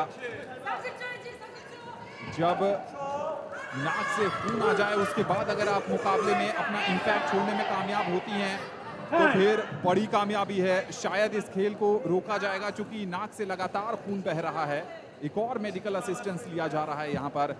क्या देखना होगा कि रेफरी अर्जेंटीना के जो गोंजालो हैं वो इस मुकाबले को रोकते हैं या जारी रखते हैं। थोड़ी सी मुश्किल और मुसीबत यहाँ पर स्पेन की मारिया के लिए। Well, it's a hard jab, and if it connects to the nose, then that's exactly the result. If you are a medical practitioner, you may recommend to stop the bout. The referee has the decision as well. But the Korean boxer is extremely strong, imagey. She may be shorter in stature, but there is power. And again, blood oozing out of the nose of this boxer. Will a decision be taken or not? That's the key question to be asked here. But the strength of the Korean boxer cannot be underestimated. She is a boxer on your screen wearing the blue jersey. कहते हैं कि अगर शुरू में ही काम तमाम आपने कर दिया तो फिर कुछ बचता ही नहीं है एनर्जी टैंक में। ये देखिए यूनानिमस पहले राउंड का डिसीजन आता हुआ कोरिया की इमेजी ने चारों खाने चित कर दिया है। करारा प्रहार कर नाक से खून भी निकल रहा है, और एक बार देखिए दोबारा इस एक्शन रिप्ले में बहुत करीब गई थी और जो जैब था सीधा कनेक्ट किया था, नाक पे लगा। उसके बाद 2 मेडिकल इंटरवेंशन भी लेने पड़े थे स्पेन की मारिया को। मुकाबला अब भी आगे जारी रहेगा, लेकिन हौसले पस्त हो जाते हैं अगर करारा प्रहार आपके चेहरे पर लगता है तब Arjun. Well, a well-directed jab into the soft tissue of his nose has a tremendous impact on the confidence of the boxer hit. And the reverse on the boxer who's done the hitting. That's the Korean there, the hitting, and she has the advantage going into round 2. जी हाँ, बिल्कुल दूसरे दौर की शुरुआत हो गई है। खून रुक जरूर गया है, लेकिन दर्द का एहसास जरूर हो रहा होगा, और उस दर्द में कराहने की बजाय लड़ना चुना है मारिया ने। तारीफ करनी होगी, शाबाशी के काबिल जरूर हैं। जीत हार खेल का हिस्सा है, लेकिन आपके जज्बे को सलाम। जिस ढंग से चोट खाने के बावजूद आप लड़ रही हैं, बॉक्सिंग रिंग में डटी हुई हैं, चुनौती पेश कर रही हैं, क्या यहां से वापसी का रास्ता तलाश पाएंगी? the Spanish boxer in the red jersey is afraid to approach the Korean. As you can see, there is plenty of distance between the two. And it's the Korean looking to come closer with that sharp left jab. Looking for that straight cross as well. The Korean has smelled blood, literally. There is blood oozing out of the nose of the Spanish boxer Mariano Monde in the red jersey and trunks. The Korean has had a very strong training in the face, looking to come close, and every time she connects with the face, there will be blood hitting her gloves. 1 minute 45 seconds to go in this second round. The first round went in favor of the Korean Im AG. This time the warning by the referee. So the referee could well have stopped the contest. It hasn't. Usually cotton is inserted into the nostrils to prevent the blood from flowing out. I wonder if that's been done. कहते हैं कि अपनी प्रतिद्वंद्वी को लहूलुहान कर दीजिए कि वो किसी काबिल ही न बचे, और उसी रणनीति के तहत आई हैं कोरिया की इम जी। बिल्कुल पहले दौर में ही जिस ढंग से करारा प्रहार किया, हौसले पस्त कर दिए हैं, लेकिन जज्बा कम नहीं हुआ है। और एक और मेडिकल इंटरवेंशन आता हुआ इस बाउट में। ये तीसरा मेडिकल ब्रेक है, चूंकि नाक से खून बहता ही जा रहा है। मुश्किल जरूर है, दर्द जरूर हो रहा होगा, लेकिन इस दर्द के बीच और कट मार्क्स भी ऐसे लग रहे हैं अर्जुन, अगर क्लोजअप में देखें तो नाक के आसपास या वो जो खून के निशान हैं उसको साफ कर रही हैं। चोट नाक पर लगी है।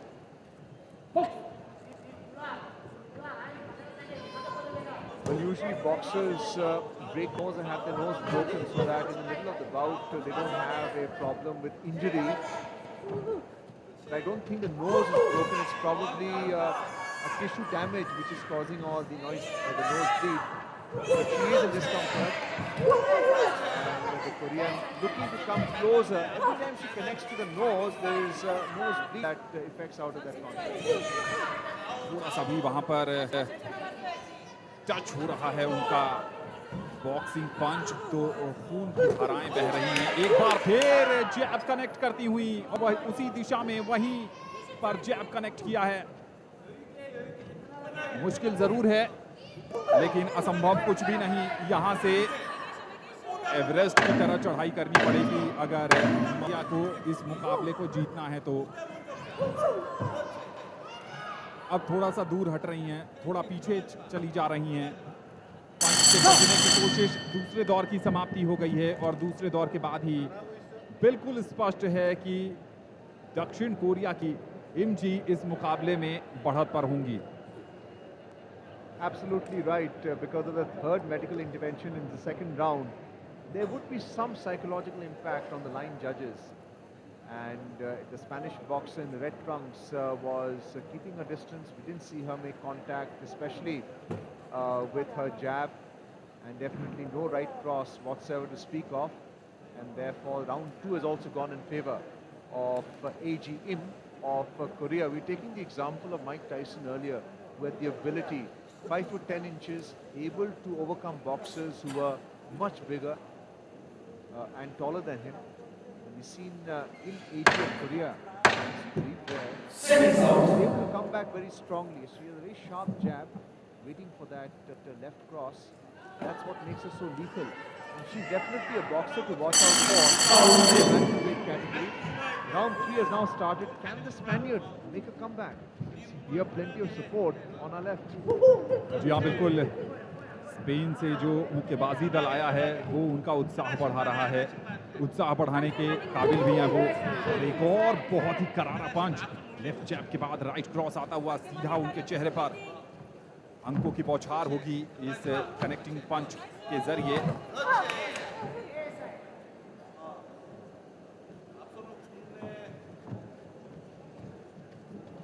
थोड़ा सा दूर, लेकिन इस मुकाबले में अब कुछ ज़्यादा जान बची नहीं है स्पेन की मारिया के लिए। अगर देखें तो अब उनको बचने की ज़रूरत है। एक बार फिर जो उनका लेफ्ट बॉक्सिंग पंच है, ग्लव्स है, उस पर भी खून के निशान लग गए हैं जिससे वो बार बार साफ कर रही हैं, अनईजी फील कर रही हैं। उत्साह जरूर बढ़ रहा है, लेकिन कहीं ना कहीं रणनीति के स्तर पर भी कोरियाई मुक्केबाज ने उनको परेशान कर रखा है। यहाँ पर क्लोज आई थी, एक बार फिर करारा प्रहार। रेफरी अर्जेंटीना के गोंजालो बहुत लीक से नजर बनाए हुए हैं। मुक्केबाज के स्वास्थ्य को पहली प्राथमिकता देते हैं रेफरी। कहते हैं जान है तो जहान है। Interesting metaphor there, Anand. But I have a sense that the pain caused to the Spanish boxer is certainly affecting you. It's affecting the boxer. And Imeji is taking full advantage of it. Why shouldn't she? She caused this tissue damage in the first round itself and has continued into the second round. 1 minute to go. Can the Spanish come back? Once again, that left cross connecting. In fact, it was a hook more than a cross. At this stage, the Spaniard is just looking to avoid contact. What she needs is a knockout at this stage. Imeji and able to also carry out the jab, but defend herself also. It's a combination of attack and defense which makes this Korean boxer so lethal. She's the boxer to watch out for in the bantamweight category. जी हाँ, बिल्कुल। जैसे जैसे ये प्रतियोगिता आगे बढ़ेगी वैसे वैसे इस दक्षिण कोरिया की मुक्केबाज पर नज़र बनाए रखिए। ये जजेस हैं जो बारीक नज़र बनाए हुए हैं, लेकिन अब शायद ही स्पेन की मारिया इस मुकाबले को अपने पक्ष में कर पाएंगी। 10 सेकंड का समय रह गया है। क्या दो एक के बाद एक अपरकट उनका काम कर सकते हैं, लेकिन ऐसा होता नज़र आ नहीं रहा है। समय जाया करने की कोशिश चल रही है कोरियाई मुक्केबाज की तरफ से, और इसके साथ ही ये फाइनल हुचर बजता हुआ। भले ही मुकाबला कोरिया के मुक्केबाज की तरफ जाएगा, लेकिन दिल जीता है स्पेन की मारिया ने। चोट खाने के बाद, नाक से खून लगातार बहने के बाद इस पूरे मुकाबले को जिस शिद्दत से और जिस समर्पण के साथ उन्होंने निभाया है, अपनी चुनौती पेश की है, वो कमाल का है, वो काबिले तारीफ है। ये दिखाता है कि खेल के प्रति जुनून कितना है उनका। Yes, the referee had the option of stopping the contest. Instead, we saw 3 medical interventions, and the Spaniard Conde Maria Carmen came through. Did not do very well in the second round. Went in favor of AG Im of Korea, and one can safely say that AG Im has won this bout quite comprehensively. All credit to the Spaniard making a fight of it. They had plenty of seconds left. But the final bout this evening should ideally go to the Korean Imeji. जी हाँ, उम्मीदों के अनुसार Korea की मुक्केबाज ने इस मुकाबले को 5-0 से अपने नाम किया, और इसके साथ ही आज विश्व महिला मुक्केबाजी चैंपियनशिप के पहले दिन, चूंकि कल सिर्फ उद्घाटन समारोह हुआ था, तो आज पहले दिन के सारे मुकाबले समाप्त हो गए। भारत के नजरिए से शानदार शुरुआत हुई है, और ये देखिए आज के सत्र के परिणाम की बात करें तो ये रहा ही है सारी कहानी। सिंगापुर की मुक्केबाज कमरुद्दीन को पहले मुकाबले में हार का सामना करना पड़ा, और वहां से जो सफर शुरू हुआ था दूसरे सत्र का, वो कोरियाई मुक्केबाज तक आकर रुका है, जहां पर कोरिया की मुक्केबाज ने स्पेन की मारिया डेल कार्मेन को 5-0 से हराकर जीत दर्ज की है 54 किलोग्राम भार वर्ग के इस मुकाबले में। नई दिल्ली के इंदिरा गांधी स्पोर्ट्स कॉम्प्लेक्स के केडी जाधव हॉल से यह सीधा प्रसारण आप दूरदर्शन नेटवर्क पर देख रहे थे। तो इस सूचना के साथ कि कल एक बार फिर हम लाइव एक्शन के साथ दोपहर 1:50 से आपसे जुड़ेंगे। आप जुड़िएगा जरूर। आज के लिए मुझे यानी आनंद श्रीवास्तव और मेरे साथी कमेंटेटर अर्जुन चौधरी को दीजिए अनुमति। आप सभी का बहुत बहुत नमस्कार, आभार।